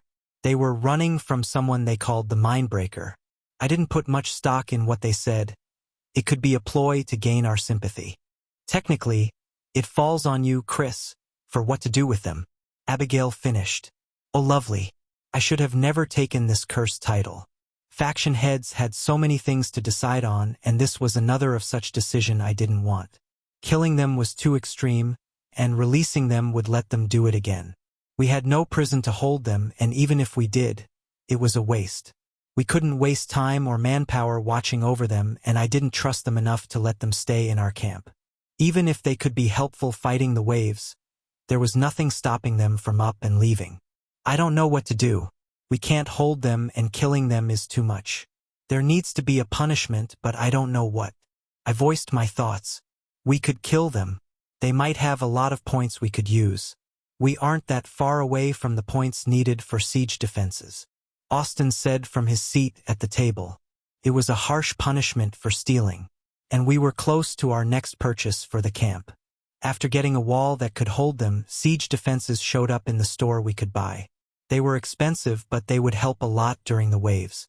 We are not killing them, my dad said with a sigh. He seemed disappointed that he even had to say that. Can we find them? Say a few thousand points. They claim to have no points. Abigail clarified. What about using the old punishment for thieves? Cut off a hand, Sam said. It was the most practical answer. It also didn't have the permanence it once did. They would be able to get it healed if they found a powerful healer. Regrowing limbs took a lot of power and mana. Most healers wouldn't be able to do it until E-grade. My dad grimaced but didn't say anything. It was harsh but fair in my opinion. All in favor, I announced. I didn't need their vote, but was something I did. I didn't wish to be the sole decider, and having counselors was a good thing. They could think of things I couldn't. It was decided. Good, now I could go back to my project. I stood to leave before a cough stopped me. Where do you think you're going? My dad said. Back to my forge. I was in the middle of something, I said confused. Who do you think is going to take care of the thieves? He asked. I don't care. You can do it if you want, or Austin.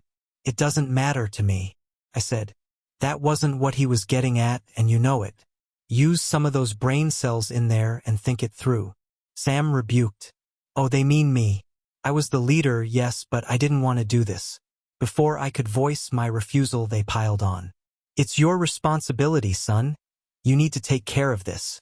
Dad was in his teaching tone. Ugh, I wasn't a child anymore. Fine. Take me to them, I muttered in defeat. I knew he was right, I just didn't want to do it. I had only recently been able to get the bandits out of my head. Now I would add more gory scenes to the picture. The bandits were necessary. I had to do it. At least that was what I told myself. It didn't take long to walk to where they were kept, and all three of them looked haggard. Hal roughed them up good in the fight, and blood still stained their clothes. Disabled was a looser term now that pretty much anything could be healed. All three were restrained with rope, with Hal standing near them. My dad was the one who led me, and Sam came with to heal them afterward. No one else cared to watch what was going to happen. What are you going to do? Hal asked. We decided on the old punishment for thieves, cutting off a hand. I told him. He scrunched his nose at that, but didn't say anything. The thieves were a different story. As soon as they heard the punishment, they started struggling against their bindings and shaking their heads. Their gags muffled what they were trying to say. With a cast of hail, I had enough ice to work with. Ice manipulation worked to weave it around the three and secure them in the position I needed them. When they saw the display, their faces plummeted. They knew there was no getting away, even though their bindings were removed. The ice kept them from squirming too much, and I didn't want to miss my swing. I wanted this to be over as soon as possible.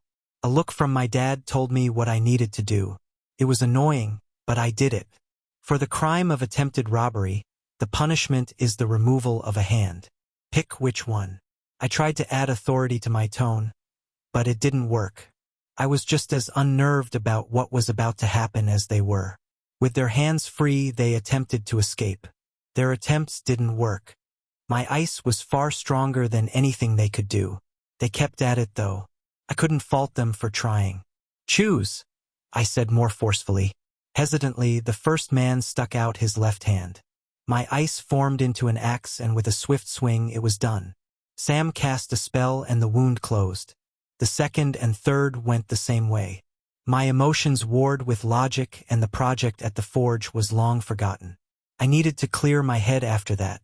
I didn't even walk them out of the camp to release them. I left that to others. Took a long while to calm down. The brutality wasn't something I was comfortable with. Monsters were different, the morality was clear. They wanted to kill and eat us, and I wanted to stop them. They didn't even act like animals, which only made it easier on my conscience. People were different. It took me a long time to get over what happened with the bandits, and I wasn't sure I was fully over it. Everything just got piled on top and pushed down to focus on something else. I didn't even cry when 2 more holes were dug on the hill. 5 became 7, and I didn't even cry. The image was still clear in my head, of a body mutilated by spiders laying on the ground unmoving. Of the body I passed before and didn't stop to help. There were too many things happening, and I was overwhelmed. 8 more. 8 more waves. Deep breaths and my countdown mantra helped center my mind. I had to worry about something else. I couldn't spend my time worrying about people who didn't matter. I was so in my own head. I didn't hear my dad sit down next to me. "This was what I warned you about," he said. "You hold power over others. You could have done anything with them. I don't know if I'm cut out for this, Dad. I never wanted to lead. I never wanted to be in charge." I said, "Heavy is the head that wears the crown. I would be more worried if you weren't taking it hard." He said with a small laugh, "It's too late to take it back. You are the most powerful, and Austin doesn't want it. You might have an easier time stopping the world from spinning than forcing responsibility on him. Austin was more of a free spirit than I was, and he hated all forms of responsibility. That was the reason he didn't go to college. It was the reason he liked exploring so much and was adamant about his choice of profession.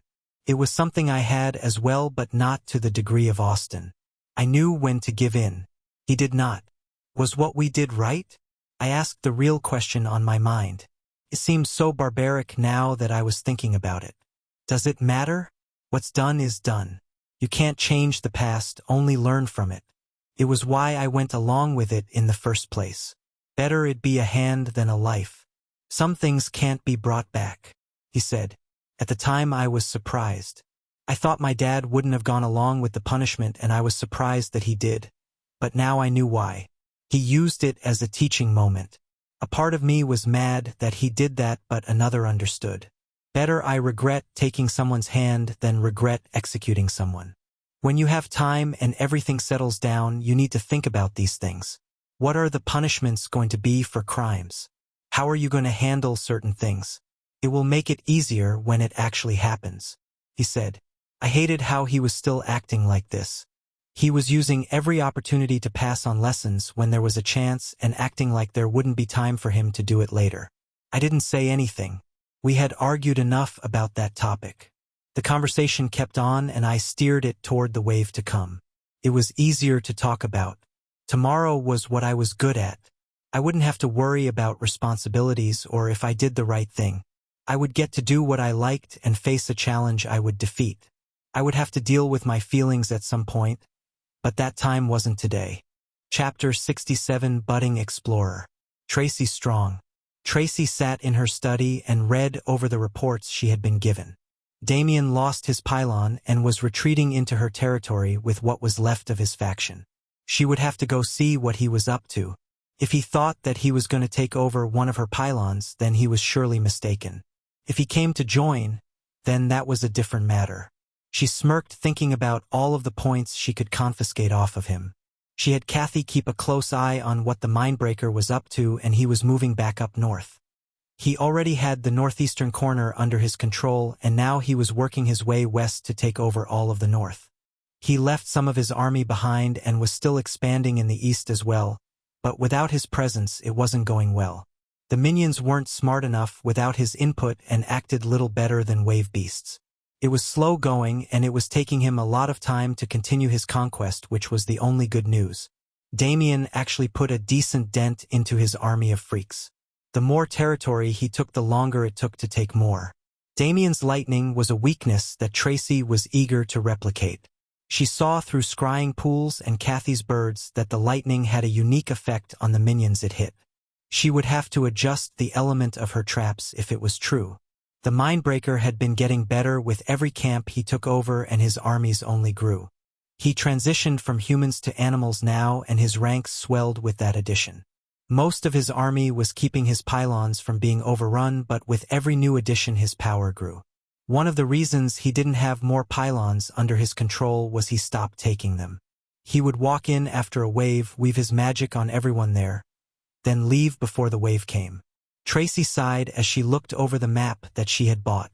It showed all of the pylon positions with notes about their state on the side. Kathy had been working night and day to scout out everything and make sure there were no surprises. Over half of the groups that started the tutorial had fallen, and more were close. Out of 50 pylons, only 25 were still held. She had 4, the Mindbreaker had 9, a man to the south had 6, and the rest were independents. Only 6 independent groups still held onto their original pylon. Damien used to hold 5 himself before he was forced to flee. The rest were either wandering the wild or joined up with another settlement. She had taken a few in, but only the ones that were worth it. They had to have something that would add to the camp, otherwise it would only make it harder. She thought back to the people she took in. She could have taken in more but decided against it. Still, some good warriors came out of letting people join and gave her enough people to hold 4 pylons. She chose the ones that surrounded the pylon she started with, so she would have a buffer pylon if anyone wanted to attack. The one in the east was where Damien's land started, and she didn't have that one. She had the pylon to the north, west, and south of her original pylon, but not the east. She could go and take it now that Damien was retreating, but it wouldn't be worth it. On the off chance that the Mindbreaker wanted it, she didn't want to give him a reason to attack. Tracy did not doubt that he would eventually, but she didn't want to expedite the process. She didn't have a lot of information on who held the 6 pylons in the south. The birds that Kathy used for scouts couldn't handle the desert area very well, and giant vultures would prey upon them, making scouting harder. The scrying spell some of the mages learned didn't reach that far either. She heard tales from people who came through her camp that he had a very powerful body somehow, and that he was immune to most poisons. There was an outlandish tale of being poisoned for a week and surviving that gave him power, but Tracy thought that was horseshit. It didn't make any sense that nearly dying to the venom of a scorpion would somehow make him stronger. Tracy knew she didn't have the strongest camp. Whoever was in control of the South had an astounding amount of people, and they were powerful as well. She found it odd their populations were always fluctuating though. The few times Kathy would get a look, each pylon would be entirely different in population. It was like they were moving between them for some reason, and Tracy couldn't figure it out. It always happened right before the waves, and that was when she had the least amount of time to spend on scouting. If she didn't know better, she would say they were evacuating the non-combatants all into one pylon. But that was absurd. The travel alone would take hours along with people to guard them. It wasn't feasible. Plus, why would they move back? If they made it to the most well-defended, why leave? But if she was wrong, and they were doing that, their capital had more defenses than even hers did, and a tremendous amount of points were spent on its upgrades. It would be able to handle the extra pressure. She had spotty information on the 6 independents and only knew a few things. There was one up north that was about to be in the way of the Mindbreaker. She didn't know much about it other than it was a family faction. Every time one of Kathy's birds got close, it was shot down. They had a powerful archer who wouldn't let anything get close to camp. She did know that they were strong. They had hunting parties that went out into the forest regularly, and they were almost all over level 25. The average strength of their warriors was much greater than hers. Tracy didn't want to see them get taken over, and sent them a message detailing the threat coming their way, but she was ignored. The only answer she got was that they would deal with it. Tracy didn't know whether to call the leader arrogant or confident. She could only hope that they could live up to their word. Otherwise, more people would be added to the thralls. Austin never understood the call of leadership.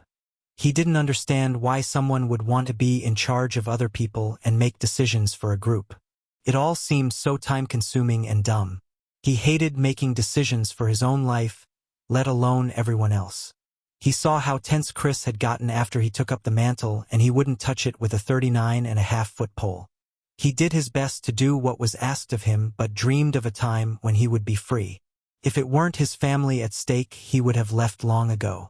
They got dragged into a world of magic and mystery, and he was stuck living in the same place for more than a month without being able to venture far away. The only taste of adventure he got was on hunting trips, and even those were getting stale. Austin wanted to explore, to go on an adventure of this wondrous place and to see all that it had to offer. It had mountains so high they went past the clouds, and he could only sit in envy from their camp. He knew what the consequences were for leaving, and he couldn't bring himself to do it. He trusted that Chris could handle it, but the others couldn't. His mom and dad were still here, and so was his brother. His place was here no matter how much he wanted to explore.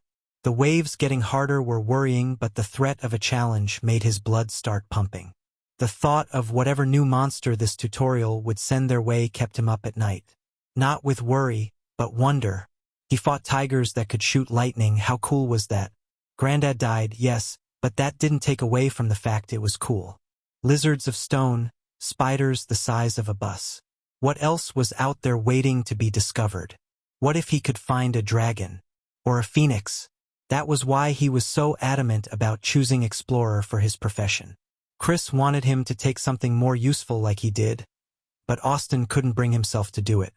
There was so much death and tension going around, and he had to cling to something that he enjoyed.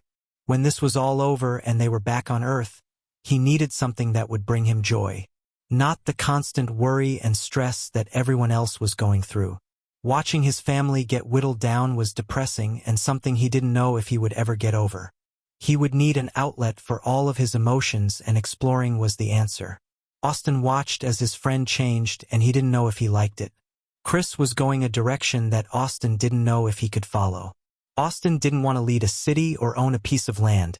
He wanted to roam the earth and discover everything new. They had grown up together, and they had been friends for almost 2 decades, and Chris was changing. Austin had to admit everyone was changing, but Chris more so. He was harder on himself and more reserved. The sarcastic funny guy he once had been was gone, and what replaced him was a gloomy man always busy with one thing or another. Austin couldn't remember the last time he saw Chris play with his niece and nephew, and he used to do that a lot. He spent what little time he had in the forge with Vincent, or if he wasn't there, practicing with his ice. Sure, Austin practiced his skills a lot too. But Chris was different. He spent every possible moment working to better himself. Austin tried to keep up, but he was falling behind.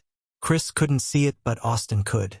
Chris had a drive and spirit for battle that Austin just didn't have. He wanted to explore and see new sights. Fighting would come with that, sure, but it wasn't the main focus.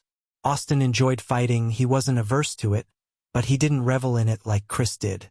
He enjoyed the thrill of a nicely fought battle as much as the next guy, but Chris was built for it. Watching him get stronger was a little scary if he was being honest. Chris started with the same class as Austin had, and he took it so much farther. He wielded his warhammer and ice to devastating effect and could hold a gate all by himself. Austin could do the same for a time, but Chris only got stronger. Austin saw the new skill he got and how powerful it made him throughout the battle. It was like watching a force of nature. He would start the battle in whatever new version of armor he had made, and he would end it covered in blood and mounds of bodies surrounding him. Ice and blood in equal measure scattered around the battlefield, and his hammer planted in the ground next to him. It was like watching a god of war being born. Austin could leverage his power to devastating effect on the bosses, but Chris could do it to an entire wave. He saw the rushing monsters as a challenge, and he rose to meet it. Austin just did everything he could to not die. They were putting themselves in the direct line of fire, and he was hanging on for dear life. Facing an army of monsters wasn't what his powers were meant for. He had great skills like Spear of the Morning and Dawnbreaker, but those weren't meant for the hundreds of enemies they faced. There was an option for another skill that he saw, but he wasn't high enough level for it yet. Rising Dawn was a skill he was looking forward to getting. His skills brought devastating damage to a single target, which was perfect for bosses but not so much for everything else. He could fight against a pack of enemies, but not the endless horde the waves produced. Austin barely got his law before his evolution. Seeing Chris get his spurred his competitive spirit and he had to match him. He had delayed his evolution a few days just to catch up to what Chris accomplished easily. Austin wanted a vacation, a break from all the fighting and a chance to do something he wanted, like explore. Even what he was doing currently wasn't what he wanted to be doing. He wanted to be off in the forest hunting something cool or exploring the forest, but instead, he was out looking for his wayward cousin who hadn't come back when he was supposed to. Christian was a nature mage and he spent most of his time in the forest doing something. Communing or meditating, Austin wasn't sure. Christian was supposed to be back before dinner and he was late. Abigail was going to ask Chris to deal with it, but Austin was there and said he would do it. Chris had enough to deal with and Austin would take care of this for him. After checking the usual spots, Austin went deeper into the woods. Christian shouldn't have gone so far into the forest without someone with him. That was why, when he finally found him, he let out some of his frustration. "Christian, what the hell, man? You should have been back an hour ago. Everyone is worried about you," Austin admonished. Christian had the family's blonde hair and was the same height as Austin was, at around 6 foot. He had the workings of a scruffy beard going on and the leather armor that Sam made. He at least had the decency to look ashamed. "Sorry, I lost track of time. I managed to upgrade my skill," Christian said with a mixture of apology and excitement. "Come on, let's get back before dinner gets cold," Austin said. "Congrats." It didn't take long to make it back to camp, and even though it had been 2 months, Austin couldn't help but look at it with wonder. This whole camp had sprung up out of nothing and turned into a stone castle-like structure that looked like it had been here the whole time. What started as a normal hill with nothing special on it turned into what he was seeing before him. Austin remembered the ramshackle tents and buildings that his family built in the first few days they were here. He also remembered the wooden wall that came after. The wall that started with normal tree trunks turned into something more elaborate with every upgrade. The stone works they were now portrayed power and confidence in any who looked at them. They also did a good job of keeping the monsters out. "There you are. Where did you get off to?" As they got closer to camp, Christian's return prompted questions from his mother. She wasn't happy having someone go look for him. Austin wished for the days when he could be free. He hadn't felt this stifled since before he moved out and his parents were trying to force him to go to college. After moving out and getting his own place, he felt more free than ever before. He could truly do whatever he wanted and wasn't subjected to whatever his parents said. He loved his family and loved the family gatherings that they had, but in moderation. It was supposed to be an afternoon of fun capped off with dinner for Grandma's birthday. Not 2 months of constant interaction where they all lived together. At least the magic was cool. If he was stuck here without that, he didn't know if he could handle the constant interaction. Chapter 68: Pride and Sadness. Chris. Plans for the future and worry were a fact of life. How my life had become so centered around those two facets, I wasn't sure. We all knew what to expect in the 25th wave and we had to be prepared for it. The monsters would start coming from all 4 directions and I had to think up a way to defend against it. We only had 3 powerful warriors currently and no one was close to being able to do what we did for the extra side. Jonathan barely held off his gate last wave and we needed another to do the same for the 4th gate. Plus, we only had 2 ranged experts. Hal focused on the boss, leaving only Rachel and Carrie free to help with the wave. 2 gates would have to do without heavy ranged support. The only thing I could think of was sending everyone from my side away. I could hold my gate alone and have extra people on the weaker side. It would be hard to hold the gate by myself, but I could do it. The 25th wave was a week away and we needed to have plans for what was going to occur. The new addition to the walls would be a great help in the coming waves and it was a great purchase for the battle. It was an expensive purchase and took a lot of points, 500,000 to be exact. But it was worth it. We now had actual siege weapons that would be of great use. 8 large catapults positioned on top of the walls with 2 facing every direction. It was like looking back on history and pulling the catapults forward in time. They sat at around 10 feet tall and the same in length. The action arm was around 8 feet long and thick ropes coiled around the whole thing, keeping it under tension. It was truly starting to feel like a defense during a siege. These weapons were more effective than their ancient counterparts in that they were modified with magic. The wood constructing them along with the rope was all modified with magic of some degree. I wasn't sure what or how much, but it was clear it was modified. Runic lines danced over their surface when they were built before hiding beneath the surface, like everything else the shop created. They fired farther than they should have and faster. The projectiles they shot out weren't normal stones either. They had runes carved on them that exploded when making contact with anything. The explosion was quite violent. They wouldn't be able to down a boss in one shot, but could definitely kill the minions of the wave. We hadn't had a wave to test them yet, but I was excited to see how well they would do. There were only 2 catapults to a side, which was a downer, but if there were any more I wasn't sure we could afford the ammunition. Each projectile cost 1,000 points. It was an insane price, and using them caused the same problem as the traps bought from the store as well. It would diminish the amount of points received through killing that way. So not only were they expensive to use, they wouldn't result in the same amount of points earned at the end of the battle. It was an unfortunate outcome, but I thought they would be worth it in the end. It would take people away from using their own skills, but the devastation the weapons brought was more than worth it. It was perfect for the few who focused on the profession side of things. It would allow them to have a bigger impact during the battles if they manned the siege weapons. The battles came with so many monsters that missing out on the points of a few was worth it in the long run. It would have fewer monsters make it to the walls and less pressure on the defenders. I was expecting mana cannons or something else of the fantasy variety when we purchased them, but what we got were catapults. Even with the new addition, I was still worried for the later waves. If I held a gate by myself, that left 22 people to the other 3 sides. Placement of who went where would be important, and making sure people's skills didn't interfere with each other was paramount. Oh, how I wished everything just charged straight at me. It would make everything so much easier. But no, I had to plan out a defense that would hopefully end with as much family still alive as I could. With the purchase of the siege weapons, we were ready to upgrade our camp again. We had upgraded to a small town before, which unlocked the siege weapons, and now we were ready to do so again. It spawned level 25 orcs when we upgraded the last time, and if the pattern held, the upgrade would spawn level 35s.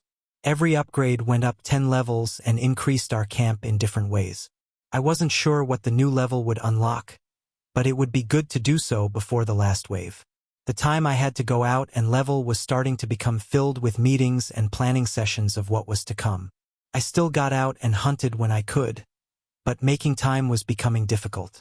We received letters and messages from some of the factions that were still around as well that I had to deal with. We got one detailing something coming our way, but I couldn't focus on that right now. I was focused on not dying to the waves. I doubted whatever was coming was more threatening than the monsters.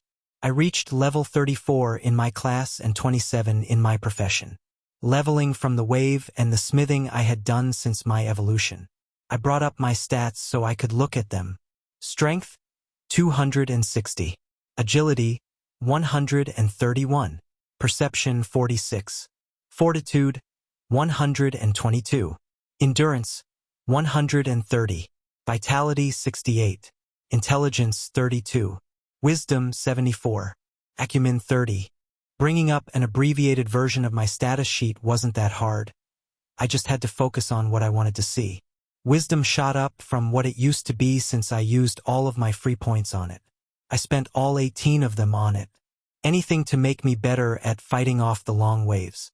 Having a bigger pool of mana would let me use my skills more freely, and let me use more of them during the wave rather than saving it for the boss. My strength was still the highest by far, and it would stay that way for a while. With Body of a Barbarian contributing to it along with the points I got through leveling, it was easily my highest stat. From Champion of Niflheim, I got 6 points in strength per level along with another from the endurance transfer for a total of 7. My newly evolved profession gave 3 per level. Added together, I got 10 points in strength per level from both class and profession. My new profession did a good job of evening out which stats it boosted, and in time the lopsidedness would go away. Hopefully.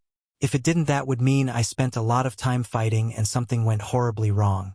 When this was all over, I was ready to spend a generous amount of time in the forge finding out the mystery of runes. One thing I was surprised about was I didn't feel anything wrong with my stats being the way that they were. When agility got under a 3-to-1 ratio to strength, I felt the disconnect in my movements, but nothing like that has happened for the others. There was probably an information packet I could buy that would detail everything out, but I didn't feel like looking for it. We had another lecture-style information purchase scheduled for after the next wave when we got enough points. With over half of our camp reaching the F rank, the system deemed us ready for more information. It was extremely frustrating to be spoon-fed information at a snail's pace when everyone else in the multiverse didn't have to deal with that. I didn't know that for a fact, but it was getting ridiculous. The system wanted us to flail around in the dark until someone figured it out before giving us the information it could have to begin with. Like what happened with the laws. It kept everything hidden from us about them until I got one. Then it opened up and let us buy information about it. I wasn't sure what purpose it all served, but there had to be a reason for it. Being the 151st integration meant there were 150 integrations before us for the system to gather information. Trusting that the system knew what it was doing was hard. I was an inherently distrusting person, and having blind faith in something that I didn't understand was asking for a lot, the only difference being that there was nothing I could do to change it. No amount of effort would change what the system offered us. It was almost time for dinner, and I didn't have time to start another project before it was time to eat, so I made my way out of the forge. Vinny was still hammering away, and I could hear his clanging as I walked away. Looking around, I could see Sam and Ashley in their workshop working on new armor for the wave. Like Vinny and me, they got their own permanent workshop for their craft. Scott was running around putting the finishing touches on a barricade he built for the monsters. It wouldn't stop them all, but it would direct them away from the more important buildings. A group of 3 worked in the kitchen to prepare dinner for all of us, chopping up cuts of meat and vegetables bought from the store. Abigail went around fussing about this and that, making sure everything was where it should be. Anna and Josh were running around playing with Lily and the other kids. Smiles and laughter came easier for the kids. They weren't as weighed down as the rest of us. Just walking around and taking everything in was surreal. We built this, sure the system helped, but we were the ones who did it. Taking in everything we had accomplished filled me with pride. Pride and sadness. Sadness for the few who wouldn't be able to see it. Derek never even got to see the walls. Granddad and Uncle Mark wouldn't be able to see their grandchildren grow up. It was hard to think about sometimes. The only thing I could do was try to be better. 23 of us were still alive, and it scared me to wonder how many would still be around when we got back to Earth. 2 died during the last wave. 2 more added to the fallen. How many would the last 8 waves take? If this was supposed to be torture, someone was doing a good job. In the time before dinner, I went to find my dad. There was something I needed to ask of him. "Dad, do you have a second?" I asked. He was going through the motions of sparring, training forms while wearing the new chitin armor that Sam and Ashley rushed to make before the wave tomorrow. It used the best parts from the spider's natural armor and was a lot tougher than normal hide. It had similar defensive properties as metal armor did, but it was more flexible. It was easier to move in than the armor that we created.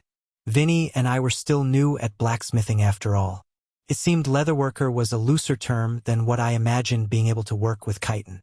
Dad stuck with the shield and axe combo that he started with, and he had been doing pretty well for himself. I made him a new axe after working out the kinks of runes and a matching shield. Both had runes of least durability carved on them of the intermediate quality. I hadn't been able to push it higher yet. "What's up?" he answered. Not wanting to interrupt his time too much, I grabbed my hammer to join him in a light spar. We both weren't using our full strength, as that would defeat the purpose. Both of us went at half speed to go through the motions of the fight and work on the basics while talking. I began with small talk, but we quickly got to what I needed to say. "The 25th wave isn't far away," I said. "We will need another to hold the last gate." This was the idea I came up with. We could use more people to hold the last gate, but I thought one would be better. I could train him harder than the rest and work on getting him a law of his affinity. Water wasn't that hard to come by, and we could work something out to help. I could make him the best armor and weapon I could and have him level as much as possible. It was easier to focus on one person than everyone. Raising one person to Jonathan's level was easier than raising 4 people to half that. I thought over who to level up, and my dad was who I came up with. It was a tad biased, but everyone else would get over it. Plus, he had worked hard since the change and wasn't that far behind anymore. "I don't know if I can do that, son," Dad said. He was considering it, which was a good sign, but he looked unconvinced. "I'm not the same as you and Austin. I don't know if I could do it." He added, "I'll ease you into it. Why don't you stand closer to me these next few waves to get a taste for it and get more experience so you'll be ready when the time comes?" I said. I stopped swinging my hammer and looked at him for an answer. He could say no, I wasn't going to pressure him into doing it, but I hoped he would say yes. There were others I could ask if he did decline, and if that also failed, go back to the old plan. He looked indecisive, but in the end, he nodded. All right. It would be a challenge to regulate how intense of a fight he got, but I could do it. I just had to make sure to ease him into it rather than throwing him into the deep end. It would also have the added benefit of leveling him up so his survivability increased. It would be dangerous, but I believed in him. He made me who I was today. A small piece of who I was came from him, and he would be able to do it. I had no doubt in my mind he would do it. Chapter 69 Noise. Wave 23. The 23rd of 30 waves started spawning around us, and I could see smoke wafting in the air from where I stood on the wall. The monsters had some kind of fire affinity, and I was in for a rough battle. I had practiced extensively against Rachel over the element, but I wasn't sure how fighting the masses of flame users would go. "Blazed lions!" Hal shouted from his perch, looking over the horizon.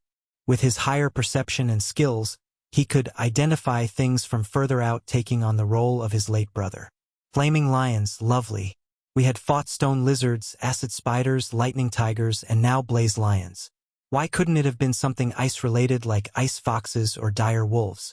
Granted, we already faced dire wolves, but that was before monsters had affinities. Fighting something ice-related would be so much easier. I was confident that I was the better manipulator of ice, and there was no way monsters were going to take my element from me. The thought was absurd. Still, this wave would be anything but easy. On the bright side, it would help tremendously with my control, and maybe I would beat Rachel with the boost. Before I could get too deep into those thoughts, I pushed them away. I didn't need to start thinking about after the wave when I wasn't certain everyone would survive it. It was a fact of life at this point, and I wasn't too torn up about it anymore. At least, that was what I told myself. I would have to rely on a lot of help from Alice this wave, because even with my boosted mana pool, I wasn't sure if I would last the entire wave. My law protected my ice from melting, but I was looking at a lot of flaming creatures coming toward us. Over 100 were charging my side alone. This was what I made my law for, though, and was where it was strongest. Ice that would last through anything, even flames. Looking to the side, I saw Vinny and Connor manning the catapults with a slight smile on their faces. This would be the first time they were to be used against the waves, and they were excited to fire them off. Vinny was focused almost entirely on blacksmithing and not combat, so he got to operate one of them while Connor got the other for my side. His poisons were already placed, and the traps Allison set were already functional with it. His part in the battle was over, and that left him available to man the weapon. He could still throw out clouds of poison, but that was a last resort attack. His poison affected friend and foe alike. The other side's catapults were the same, manned by people who focused more on the profession side of things. Allison had one for the same reason Connor did. Her part was done. She could fight, but it wasn't worth the risk of losing her. Her traps were extremely useful. Braden manned the catapult next to Allison. He stopped trying with his warrior class and transitioned to focus entirely on his builder profession. He could put up a building in less than a day and have it be strong. He and Scott built everything in our camp, and they were the ones who built the defenses inside the wall. Scott and Diana had the last two. Scott for the same reason as Braden, and Diana for a different one. Her grieving for her son left her too far behind to be of any real use during the fight. She tried to catch up, but it was just too late. Seeing that, she turned to her profession. She was a tailor and made all of the clothes that our camp wore. Sam and Ashley did decent jobs of making clothes with their leatherworker profession, but it was nothing compared to what Diana could make. She wasn't consigned to only leather and could make clothes out of cloth and silk bought from the store. She made all of the padded clothes that people put under the armor that they wore. She made the padded armor that I wore myself. After Vinny and Connor, my side consisted of my dad, Alice, and Sam.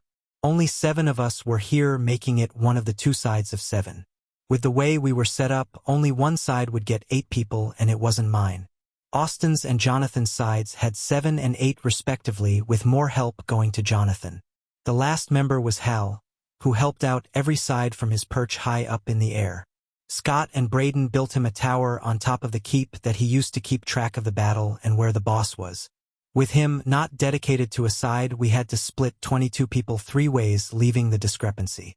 Me and my dad were the only warriors on my side, and I did that on purpose. Austin and Jonathan needed the help more, and I could handle the wave by myself if I had to. Vinny and Connor were ranged support on the catapults, and Alice was ranged support on anything that made it through the wall. She also helped create ice for me to use. I tried not to think about the other sides and how well they would fare through the battle. It would only distract me from the task at hand. Watching the charging wave, I waited until the time was right. "Fire!" I shouted. It wasn't necessary to give out the order since everyone already knew what to do. But it was cool. I had nothing better to do as my prey closed the distance, so I shouted for effect.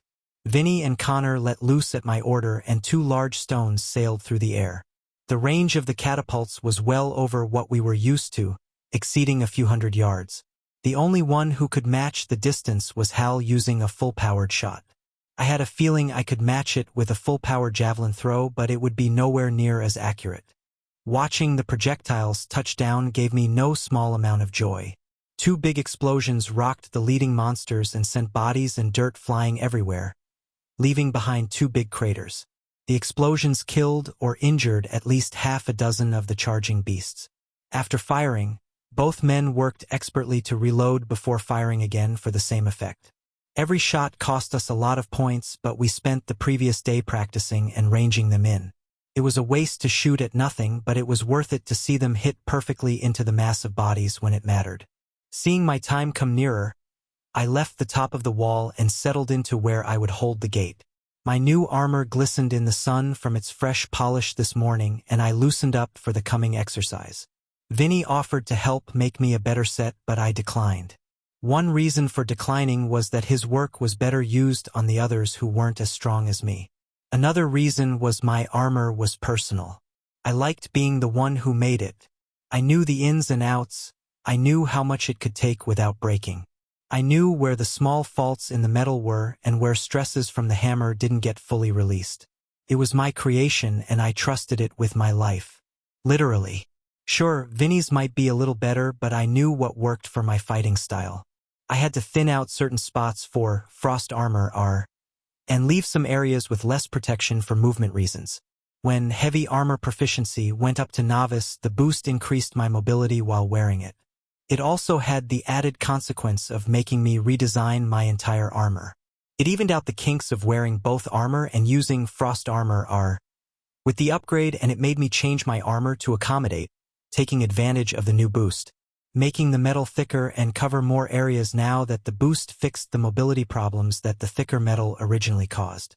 The sound of the catapults firing sounded out again, and I started forming my armor. Practicing with frost armor I could better control how the armor formed, and I made sure that it linked with the metal perfectly. It took longer to freeze this way, but it made it easier to move in and increased its protection. With my armor prepared, I stood at the gate ready to face the wave. Hammer held with both hands and covered in ice to protect me. All the ice I wore created a wafting frost effect around me. The ice I wore and wielded decreased the temperature, so much fog was visible coming off of it. As the blaze lions got closer, the temperature increased, and I didn't fight to retake control, only to train against it. It would be a wasted effort and strain my mind unnecessarily, but the effort it took to train wasn't much. The beasts looked like miniaturized lions that had flaming manes of yellow and red that exuded heat with their very presence and usurped control from me as they got close. They lived up to their namesake. Their fur was a matching color of orange and yellow to add to the effect. It seemed the name Blaze Lion was literal in this respect. The leading lion got a hammer to the head as a prize for being first and momentum of the avalanche activated for the wave. My hammer swings were much more concise and accurate from the experience of 22 waves, and I settled into the groove. The waves weren't all that different from each other, and I had found what worked best long ago. When to use skills, when to use Ice Fortress for a break. I wouldn't call myself a veteran of battle, but I was close. The heat from the flames was annoying, but my ice held up without melting. It made using my skills all that much harder, but it wasn't something that would hinder me too much. It was also good for training. Alice was having trouble with the hostile mana, but she was far enough away that it wasn't a big deal. My rotating snowflakes were the worst off. They extended out deep into the mass of bodies where the heat was greatest. I had to cut the number of them I had in half just to keep them all together. With only 11 of the spinning projectiles, my killing speed was significantly reduced. The beasts still wouldn't get by me, but it made the melee I was engaged in more intense. The drain from keeping my ice from melting was there, but with my increased mana pool it was fine. I still had enough to spare to use my skills more liberally. Frostbite was almost completely useless against the lions, and I stopped using it entirely.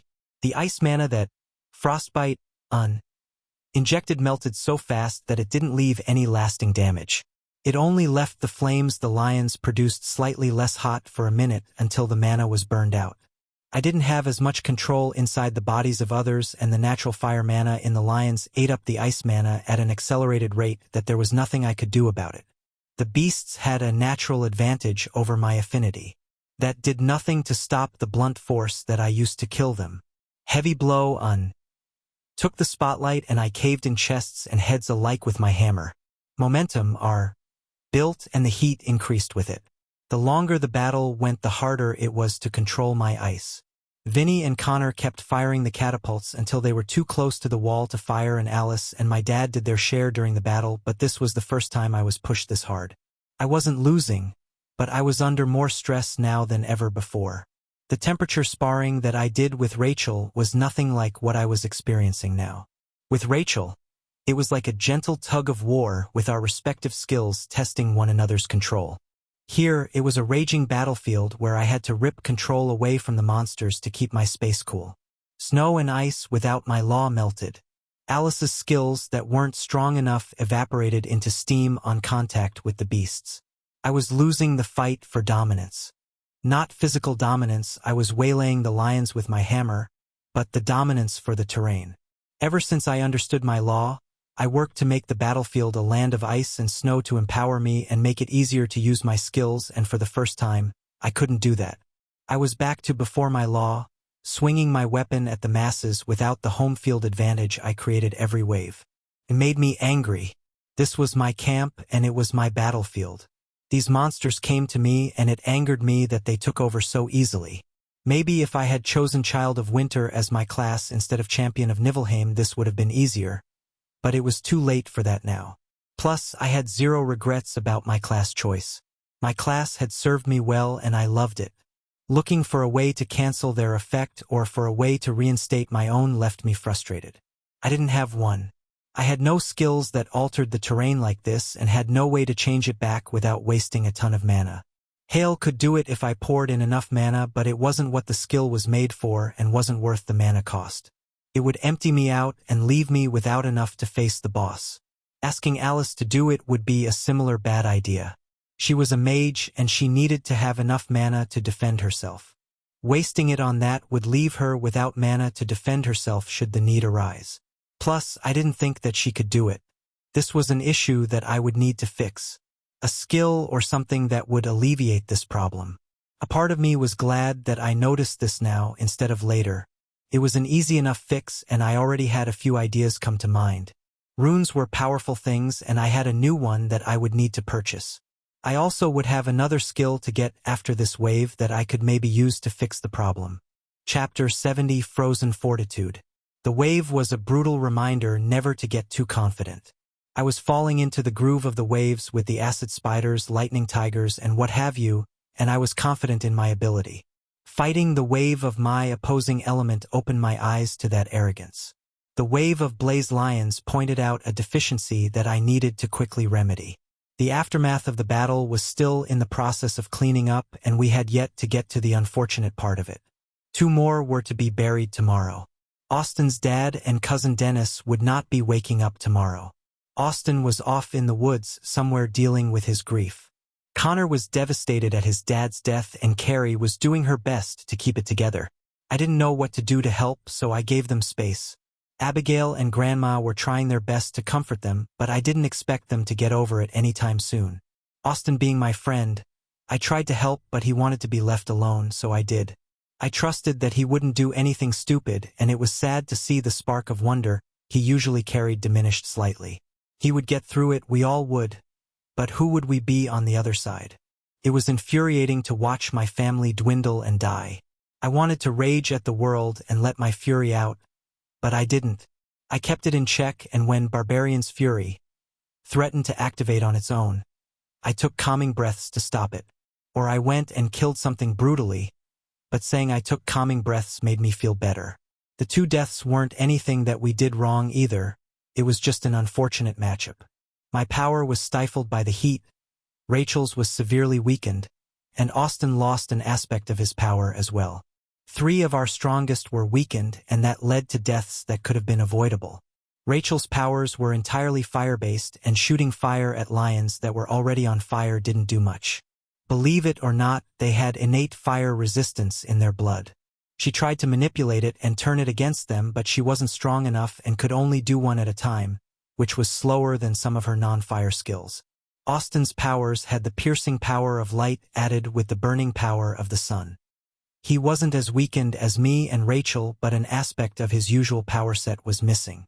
The only person who thrived was Jonathan. His powers countered the lions perfectly, and his earth held off his gate admirably. The lions couldn't claw or burn their way through before Carrie's arrows killed them. I did a decent job at my side as well, but it showed how much it drained me during the boss fight. I was usually able to act as a second tank for Jonathan, but I was too drained to do it. I still had the stat boost from a full-powered momentum of the avalanche but I was too physically and mentally tired to do it. The constant need to use my law left me more drained than I had anticipated, and the increased need for physical melee attacks left me empty. The boss was able to move about more freely than usual, and that led to it getting shots off at the wall. It was focused on getting through the wall instead of fighting us, and its power was what got through and ended 2 lives. The catapults and our experience were enough to survive the onslaught of numerous beasts without much issue. But the splash damage from a level 42 boss with a fire law was too much to handle. We were lucky it was only 2 people who met their end. After the attack got through and we saw what happened, Rachel went and protected everyone from it happening again. Her power was nearly useless against the boss, but she could easily counter it as well. She could redirect the flames and fireballs the boss shot out easily enough that no stray attacks caused any more damage. Too bad it was too late for some. Burns were the most common injury, and the 4 healers we had worked hours to heal everyone up from some nasty burns. 2nd and 3rd degree burns were painful wounds, and it hurt watching people scream in pain. Blisters and red skin were visible on almost everyone who fought in melee range.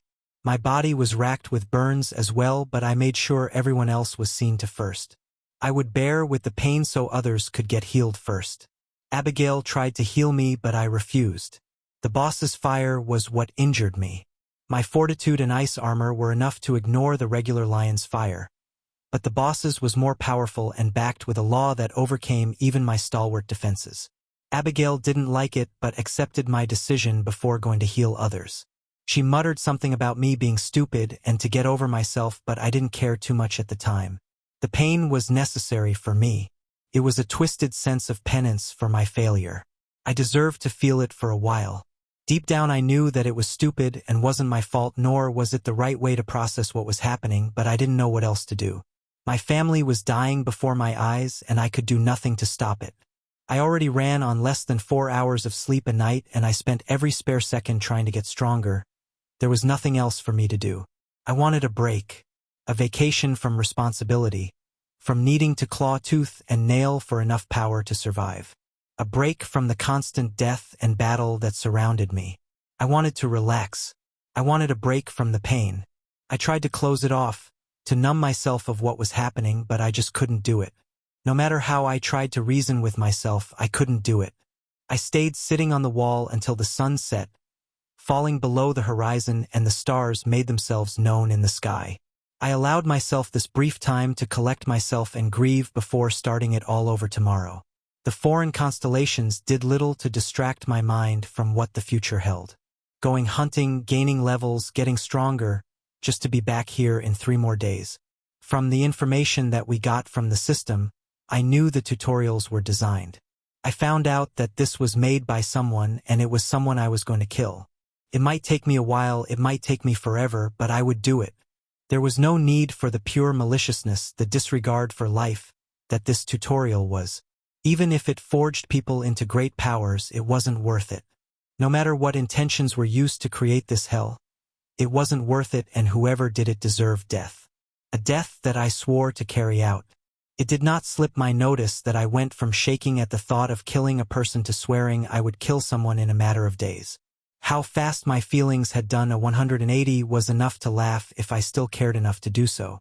Finally calmed down enough to look at my notifications, I pulled them up. They were the same as every other wave. Points for killing a bunch of the lesser monsters capped off with a portion of the boss. 3 levels were my reward. The monsters of the wave were higher level than me for the first time in a while.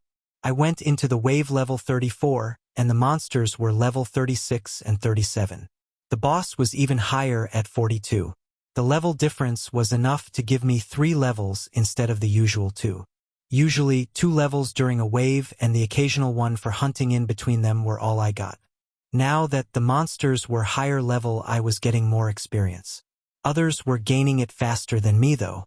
Jonathan was near level 40, and Rachel the same. Austin and I were slower and weren't the highest level anymore, but we were still the strongest. Rachel and Jonathan both had a law of their own to match us, but Austin and I were stronger. It was similar to the bandits I fought and killed. A higher level wasn't everything. I noticed I leveled slower than even Austin did, putting me at the slowest. The only reason I kept up at all was my constant effort and lack of sleep used to hunt or smith. My profession was the highest level out of all of theirs, and it gave me the needed stats to keep up. Avalanche was what made me so overpowered during the waves. We figured the reason for leveling speed was class rarity. The rare class gave more stat points, which in turn needed more experience to accomplish. The system would run a deficit if the same amount of essence was used to gain a different amount of stat points. We knew there was a cost associated with gaining power, but this was our first time seeing it. For stat points was the only difference per level, but it added up. With 10 levels of the increased requirement, the difference showed itself. My leveling speed being slower than even Austin's was something I attributed to body of a barbarian. I knew the added stat points weren't free and there was a cost associated with it, and now I knew. I still didn't regret it. The stat points were worth it in my opinion. Leveling slower wasn't that bad of a penalty for more stat points. Outside of the one situation I currently found myself in, it would have been fine. Even in the current situation, it wasn't that much of an issue. It was a cost I was willing to pay. And I did it again with my new skill. Frozen Fortitude, uncommon. Inhabitants of Niflheim are known for their strength of arms and body. Frozen Fortitude forces them to go hand in hand. Every second point in strength results in a point in fortitude. After gaining the skill, I felt something in my spirit lock. It took some meditation and introspection to find out what happened, but it was noticeable when I did. Both Body of a Barbarian and Frozen Fortitude occupied a distinct part of my spirit, and now that spot was full. It was more of a feeling than concrete knowledge, but my limit for those skills had been reached. I wouldn't be able to gain any more like them. I knew there would be a limit, and it seemed like 2 was it. I wasn't too upset about it. Both skills boosted my 2 most important stats. Strength and fortitude were what I needed the most, and my fighting style was beginning to revolve around them. The strength needed to swing my hammer together with the fortitude needed to last through fights. It was a fighting style I enjoyed and one I was comfortable with. A test of whether I hit hard enough to kill something before it hit hard enough to kill me. A bloody duel to the death. I liked it. My new skill didn't benefit from the boost I got from endurance, it only worked on my base strength. It was still the biggest singular boost in stats I had received to date, and the feeling was out of this world. At the time I received Body of a Barbarian Un. My strength went up by 20. Now, with my new skill, my fortitude went up by over 100. My base strength was 207, which boosted my fortitude by 103.5. The .5 wasn't added to my status sheet, but it was there. It went from 130-233. I almost blacked out during the change. There was so much happening that my mind couldn't comprehend it. It ended quickly, but it took me a while to come down from the feeling.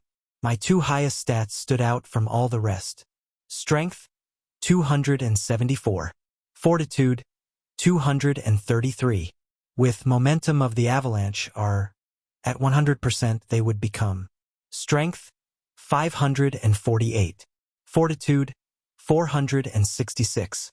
With the boost from Barbarian's Fury Un, they would become. Strength, 589. Fortitude, 501. It was sad that the boosts didn't work on each other, but it was expected. It would easily get out of hand if all of the boosts worked on each other, and the body would rip itself apart if they all worked on each other. A 100% boost from Avalanche are, a 15% boost from Fury Un, with a boost from a potion or buffing skill would quickly get to uncontrollable levels. Still, over 500 stat points were enough. I didn't know how that compared to the other F ranks in the multiverse, but I felt pretty good about it. With momentum of the avalanche are fully built up, there was little that could stand in my way, and the only thing in the tutorial that could were bosses. I just wished everything wasn't so damn hard.